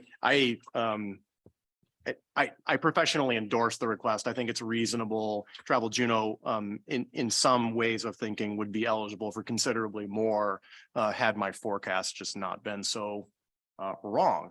And I think that's where I would introduce. I'm comfortable with this request. I think it makes sense, and it's just reasonable based on the events that have happened. Thank you, Mr. Rogers. Any questions for Mr. Rogers or Ms. Perry? Mr. Smith. Thank you, Madam Chair. So I see in the little graph on page 34, I mean, at the time of contracting for the race and signing the MOA with CBJ, Travel Juneau was obligated for additional costs which were unknown and only estimated. I mean, was the intention at the beginning of this that Travel Juneau would cover all of the cost, or was there an expectation the city would share in any of these additional costs? Or yeah, what was the agreement or understanding then?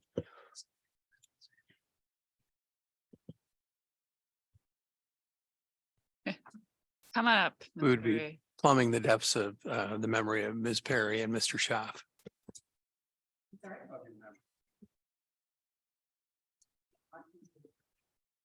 Thank you.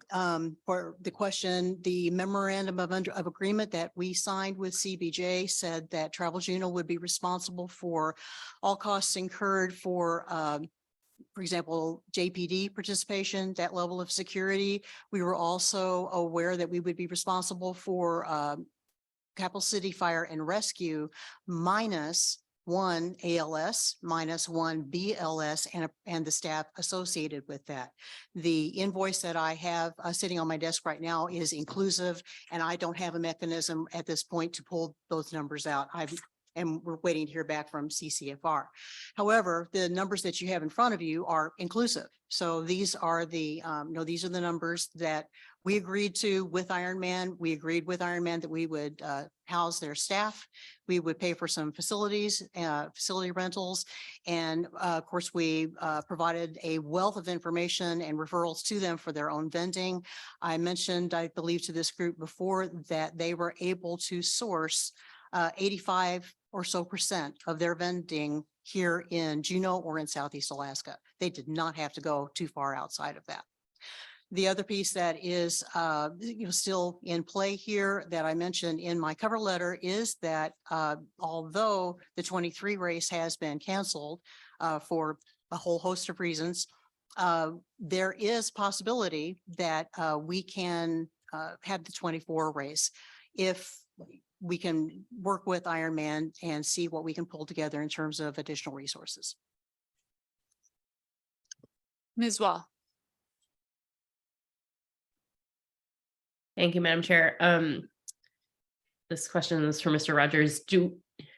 Are we required to base our budget for Travel Juneau based on projections as opposed to the previous year of actuals? Is that something that's written into our resolution, or is that just something that's happened naturally over time? Yeah, Assemblymember Wall, naturally over time is I think is a fair estimate. As obviously in the last 5 years, both myself and Ms. Perry have come into our jobs, and we've tried to establish a relationship for how we figure that out. So Ms. Perry comes to me every year and says, how much do you think that Travel Juneau will receive? I don't know this for sure, but I believe I have shifted us from basing that 4% of 9 looking backward on previous year actuals to looking forward on forecasts. And the reason I did that is because in the absence of doing that, if the forecasts are too low, which they historically have been, you wind up accruing a fund balance in the hotel bed tax, right? So in order to not perpetuate the accruing of a fund balance in hotel bed tax with no potential disposition for it, it does make sense to look at forecasts. So now we do have a methodology where I will look at forecasts. Just to be very blunt, the way that Ms. Perry and I will talk about an FY24 potential grant amount is to look at next year's forecast for hotel bed tax and look at 4% of that 9%. And then in the event that my forecast is too high and it's lower, there is some hotel bed tax to absorb those shifts. But so I can say today, we look forward at the forecast and follow the assembly resolution from the forecast rather than the prior year actuals. Mr. Smith. Thank you, Madam Chair.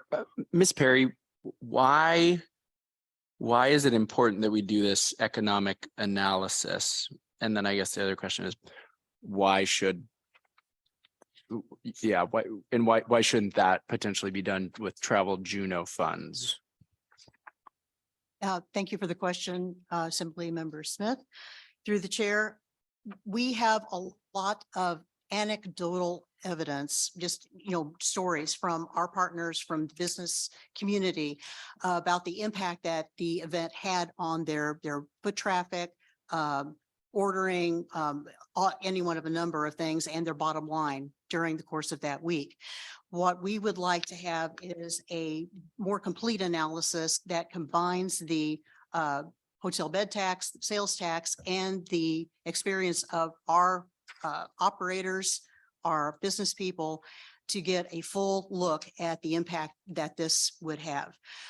Typically, we have offered up our resources as well through hotel bed tax to do other kinds of research that are related to events and that are related to the industry.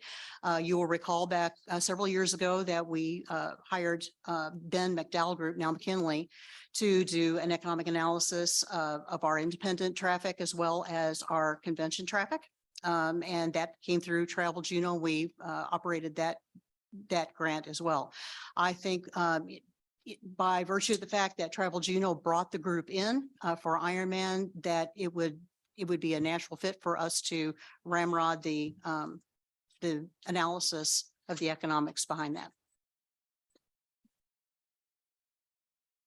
Ms. Hale. Thank you, Madam Chair. I'm fully in support of this, and I have a motion if we're looking for a motion. Yeah, another question. I'm not on mic. Anyway, I am fully in support of this, and I really appreciate the work that Travel Juneau has done with Ironman. So I'll just point that out, and I could have a motion if we need it later. Thank you, Ms. Hale. I'll come back to you shortly. Ms. Hughes Candies. Thanks, Madam Chair. Just a quick question.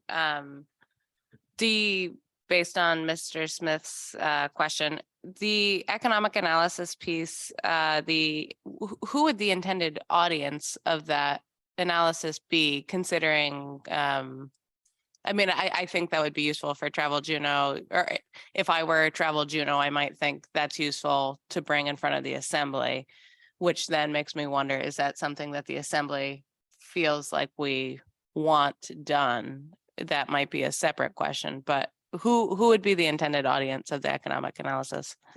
Through the chair, thank you for the question, Assembly Member Huskendis.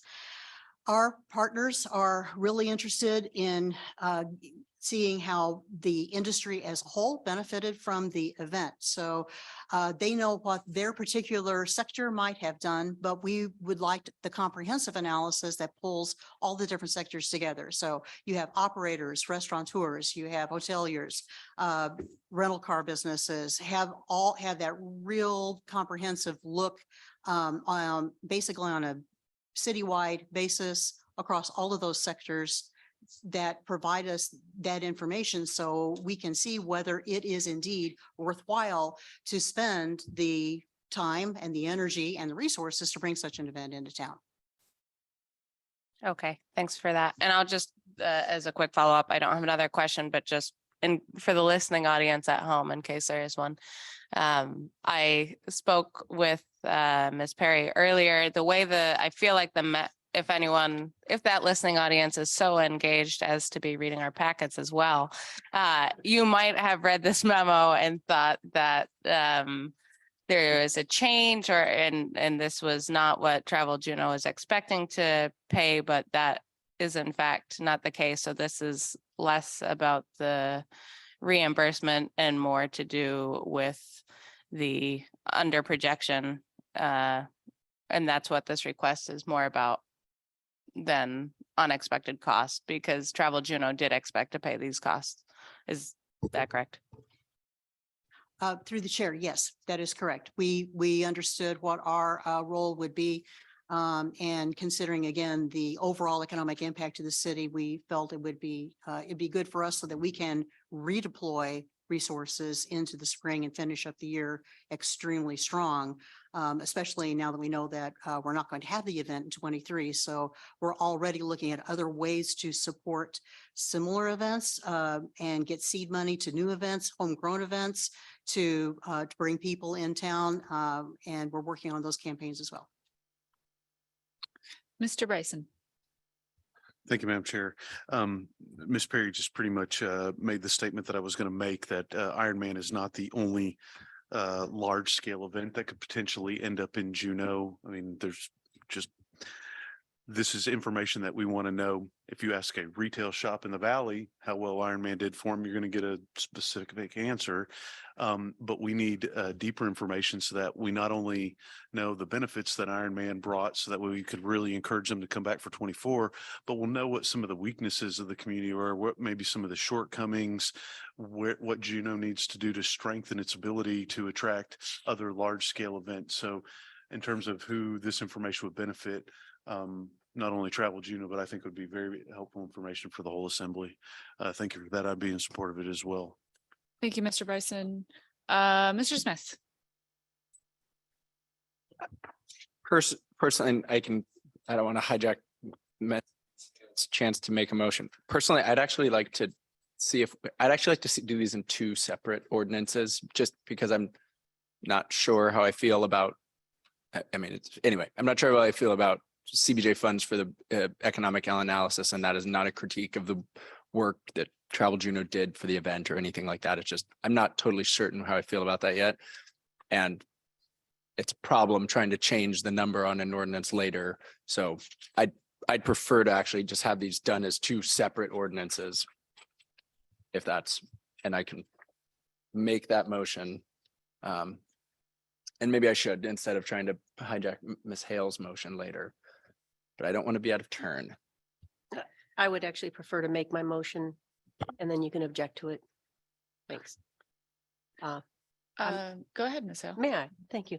I think this is the motion. I move that the Finance Committee forward ordinance 2022-06 BAG to the Assembly for public notice and hearing, and I ask for unanimous consent. Just a second, Mr. Smith, just want to clarify, is this going to be introduced on Monday, or it has been introduced, or where we have a number? Chair Treen, we will do whatever you tell us to do. If you move it forward, we will introduce it on Monday. It has not been introduced yet. Okay. Mr. Smith. Brief eddies, and then we will come back to Mr. Smith's objection.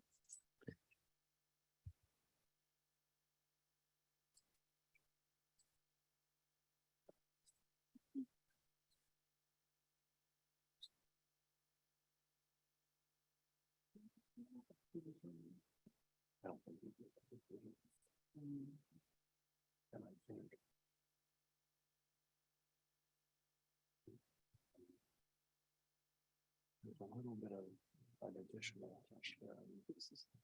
about whether we start when some of us started as a BJ or when we started when we initiated the program, right? So I think at the final analysis, it's going to be years of service with CBJ as an employer, irrespective of hers. Right. I think the question is going to be, do we go back and say, Well, right, do we go back and say? I don't know. I think they're leaning.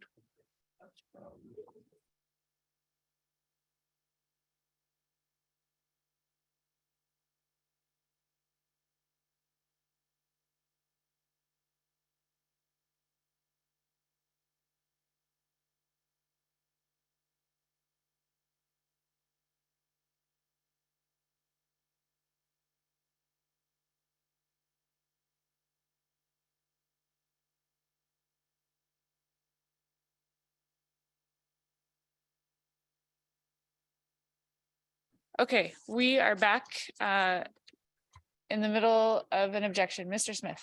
Thank you, Madam Chair. And then he objected. Okay. Objecting just for the purposes of amendment, I guess, and that's. My amendment is for this to be introduced as two separate ordinances, one for the amount of $75,836 for the reimbursement of Ironman AK expenses, and then a second one for the for an ordinance for $17,500 for the economic analysis of Ironman AK 2022. Those numbers and the intents are found on packet page 34. And the reason I just want to do this is again, it's problematic to try to adjust the number of an ordinance later on. I'm not totally sure how I feel about the economic analysis piece and whether the city taxpayer should be paying for that. So I would hope I'd just like to have that broken into two. Okay. And that is my motion. Thank you, Mr. Smith. I see Mr. Bryson and then Ms. Hale. Oh, I was, thank you. Thank you, Madam Chair. I object. We're going to argue over $17,000. That's going to bring the assembly more detailed information so that we can make better decisions in the future. I think it would be $17,000 well spent because the assembly's information level will be the end benefactor to that. That's why I'm objecting. Thank you, Madam Chair. Thank you, Mr. Bryson. Ms. Hale and then Ms. Wall. Thank you, Madam Chair. I also am objecting over the dollar amount here and the clear benefit, I think, not just to the assembly, but also to the community and to the vendors in the community so that they can learn from what has happened. And this money has already been collected and it has been collected from visitors or will be collected from visitors via the hotel bed tax. This is not coming out of CBJ residents. And so I object for that purpose. Thank you, Ms. Hale. Ms. Wall. Thank you, Madam Chair. I'm going to object to, and maybe for different reasons than my colleagues. This is challenging for me in that I think if this request had come as a, hey, we under forecasted, and we traditionally, Travel Juneau traditionally would get a larger grant, then I'd be all for it. But the idea of, or I'd consider it, but the idea that we are now going to be voting on, if this passes, two different projects as opposed to just providing a grant to Travel Juneau to meet their mission, that's hard for me because we're trying to get out of the business of people coming to us for specific projects that they want to fund. So I just think that splitting it into two makes it about something that it shouldn't be about. Thank you, Ms. Wall. We have a motion and objection. Ms. Wall, will you please call our roll? I mean, Ms. Wall, sorry, Ms. Spiegel. I was looking right at your name. Yes, and this is on Mr. Smith's amendment. Thank you, Chair Treem. On the amendment to introduce this ordinance 2022-06 BAG as two separate ordinances, one for $75,000, $836,000 for Ironman expenses, and a separate ordinance for $17,500 for the economic analysis. Mr. Smith. Yes. Assemblymember Bryson. No. Assemblymember Wall. No. Assemblymember Hale. No. Assemblymember Wahal Gadak. No. Assemblymember Hughes Candies, Yes. Chair Trim. No. Motion fails, 2 ayes, 5 nays. Thank you. And that brings us back to the original motion. Is there any objection to that motion? Seeing none, that motion passes. Oh, I'm sorry. I'm sorry, Ms. Wall. Ms. Wall. I know we're sending this to the assembly, correct? Thank you, Madam Chair. I'm going to object just because I feel like we've spent a lot of time on process, and you know, I think this request kind of could set a strange precedent to be paying for things kind of after they've been spent. And I definitely understand that that we have more money than we thought we would. But in this case, using it to fund these specific projects makes me uncomfortable. So I will object. All right. Ms. Spiegel, will you please call our roll? Thank you, Chair Trim. On the original motion to move ordinance 2022-06 BAG to the Assembly for public notice and public hearing. Assemblymember Hale, Yes. Assemblymember Wall, No. Assemblymember Hughes Candies, Yes. Assemblymember Bryson, Yes. Assemblymember Wahal Gadak, Yes. Assemblymember Smith, Yes. Chair Trim. Yes. Motion passes, 6 ayes, 1 nay.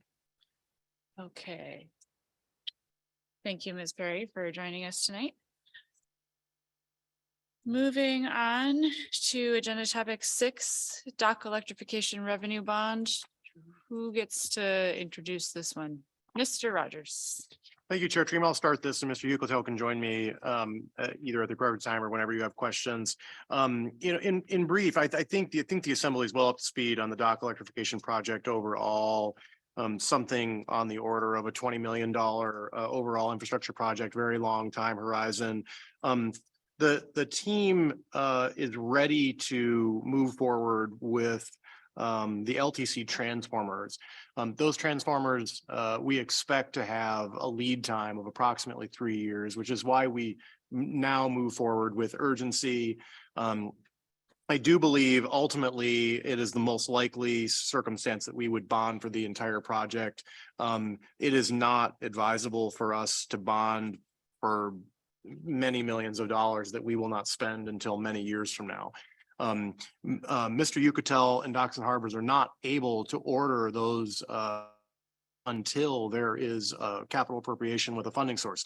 So the structure that makes the most sense to me as the finance director is to debt finance those with a revenue bond.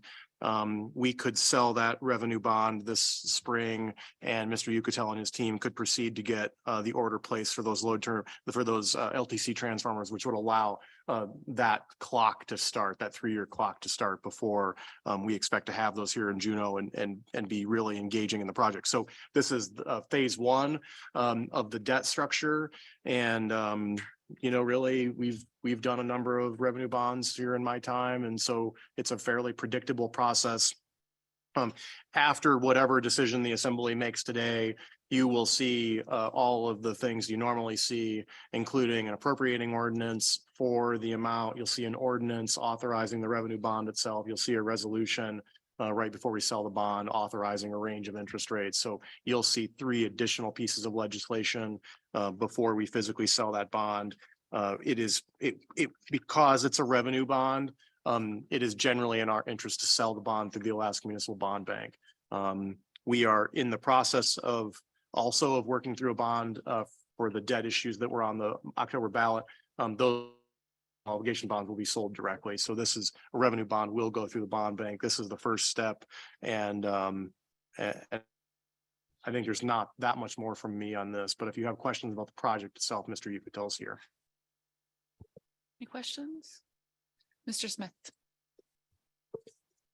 Thank you, Madam Chair. We got an email today from a member of the community, and they wondered about using marine passenger fees instead of port development fees. Could you talk about that a little, about why the decision was for port development fees? Yeah, thank you, Assemblymember Smith. So, thank you, Assemblymember Smith. Thank you.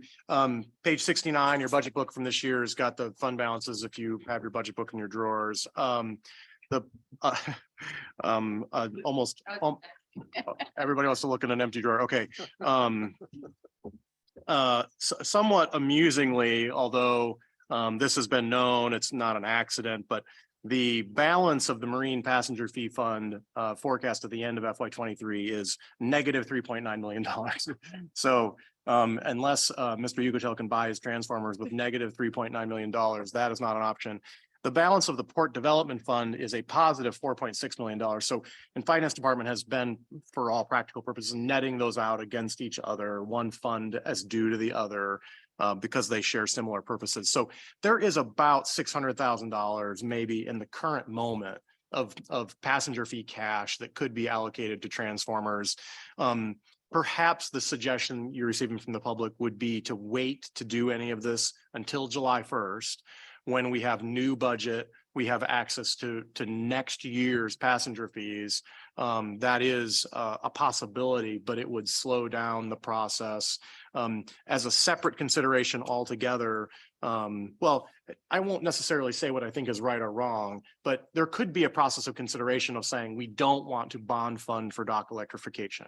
I think professionally there are good reasons to use debt for the dock electrification project and to preserve the cash flow of passenger fees for other smaller, more nimble projects. That's an opinion, but it could be a consideration of the assembly. But in any event, if there was a choice to use fund balance, you could not do that until new passenger fees are available in FY24. Any more questions?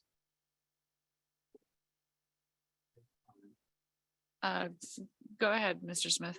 Thank you, Madam Chair. Just, and maybe I just have never looked hard enough, or I haven't gotten it, or it's just not sticking with me, but I think there's value. At least it'd be helpful for me to know like a 6-year plan for marine passenger fees and whatever. I mean, anyway, maybe I just never seen it or whatever, but if it's out there, it'd be great. If it's not a useful thing to have, or there's a reason why we don't do it, I'm open to hearing that too. But it seems like it'd be nice to have some sense of what those outlays might be. Thanks. Mr. Watt. That's coming. That's already in the works. Awesome. Mr. Rogers, what action do we need to take tonight to move this forward? Chair Treem, it probably would be sensible for you to endorse Docks and Harbors request for a revenue bond and direct the Finance Department to bring forward necessary legislation. I think that's plenty. At this point, absent objection, we would probably proceed to bring those things forward anyways. Okay, thank you. Ms. Huskindis. Thank you, Madam Chair.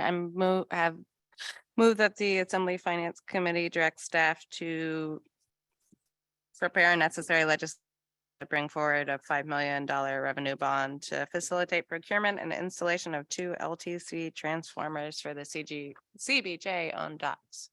And I ask for unanimous consent. Any objection to that motion? Seeing none, that motion has passed. Thank you, Mr. Yucatel, for sitting through our meeting tonight. Yeah. Okay, are we good to power through the last few things? Okay. So we are not doing item 7 tonight. That brings us to item 8, which is, I think, informational only. FY22 CBJ audit status, Mr. Rogers. Thank you, Chair Treem. There's just a memo in your packet from me acknowledging my responsibility for the timely production of CBJ's financial statements and the resulting audit. The code requires us to have that done within 210 days of the end of the fiscal year, which I think is January 27th, maybe. We normally meet that deadline by more than a month. We will miss that deadline this year by about a month, I believe. We do believe that LG Rayfeld will have completed their audit by mid-February as a result of delay on CBJ staff's part. I don't have any reason to believe that our financial statements are in any dimension ill-prepared or inaccurate, but we are behind largely as a result of staff turnover and some other changes that I've made structurally. Nothing for the assembly to do other than to acknowledge that I'm coming forward and being transparent about that delay. Thank you, Ms. Rogers. Any questions on this topic? Okay. Seeing none, we will move right on to agenda topic 9, also an information item, River Road junk vehicle cleanup. Mr. Watts. Thank you, Chair. This is just a heads up that on Monday's assembly meeting, we're introducing an ordinance about the River Road property long-running issue where we have a property owner who has been improperly storing large numbers of junk vehicles. We've appropriated funds in the past and forced cleanup of the property. So this is a continuation of that issue. Just wanted to let you know that's on the assembly agenda. Thank you, Mr. Watt. Mr. Bryson, you have a question? Thank you, Madam Chair. Mr. Watt, anecdotally, I had heard that this person who owns this property had made a commitment to CBJ. If we gave him enough time, he would be able to reduce the amount of cars and get rid of them. That happened for a little bit, and the information I have now is that the number of cars has begun to increase again, that he has more cars back on the lot. What position does that put the city in? I mean, other than being able to charge money to this person eventually, we tried to do something nice for a citizen who said that, hey, give me time and I'll clean it up, and then they didn't. What's the city's recourse? Thank you, Madam Chair. So through the chair, this issue has taken a lot of time of Ms. Lane in the attorney's office, spent a lot of time in Judge Shalley's court trying to get the property owner to clean it up of his own action. That hasn't happened. So we appropriated funds. We did a car cleanup. We'd like to recover the full cost that we've spent. We've recovered about 105 out of the 152,000 we spent to date. These funds will be spent cleaning additional vehicles up. We'll put a lien on the property, and it seems quite likely that this will result in property foreclosure. We'll recoup the funds and put a closure to this multi-year issue, which has been a real problem for the neighborhood. Thank you, Mr. Watt. Okay, I don't see any further questions. I do want to say thank you to Ms. Lane. We've recovered much more of that cost than I would have ever expected, and I hear that it is due to her hard work. So thank you very much for that. Okay. That brings us to our supplemental item number 10, which is our FY 2024 legislative priorities. Director Kester has been here all night waiting for this moment. Chair Dream, I don't intend to take much of your time. This is really just informational so that the public has an opportunity to see the collated list of legislative priorities and then comment on it at the special committee, the whole meeting on the 26th. 3 things that you might be asking questions of as you look at the list. I just wanted to address proactively is this scratch your head. Well, municipal composting is on this list, but we have been notified between the moment that you got the homework assignment and now that we have secured the 2.5 million for and congressionally directed spending for that project. And so there was some question as to whether or not to remove it. You know, it's pretty far down the list. My recommendation would be to leave it on because the project itself is really a much bigger project than that 2.5 million. We're actually pursuing other grant sources, and it's really part of a bigger waste strategy. So that would be my recommendation if you're scratching your head on that.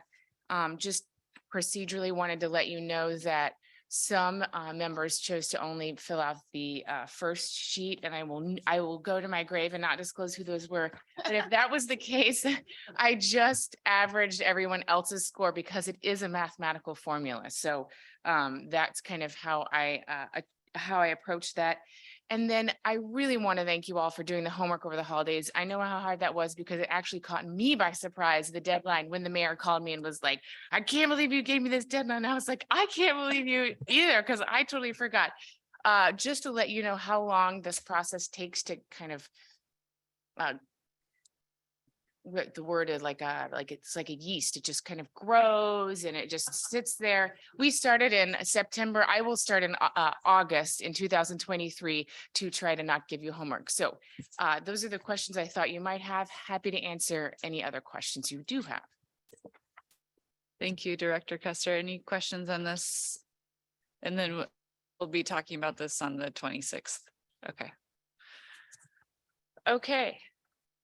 The other two supplemental materials are not things we're talking about or have already talked about. So I think that brings us to the end of our meeting, unless there's any more business to come before the Finance Committee. I see none. We are adjourned.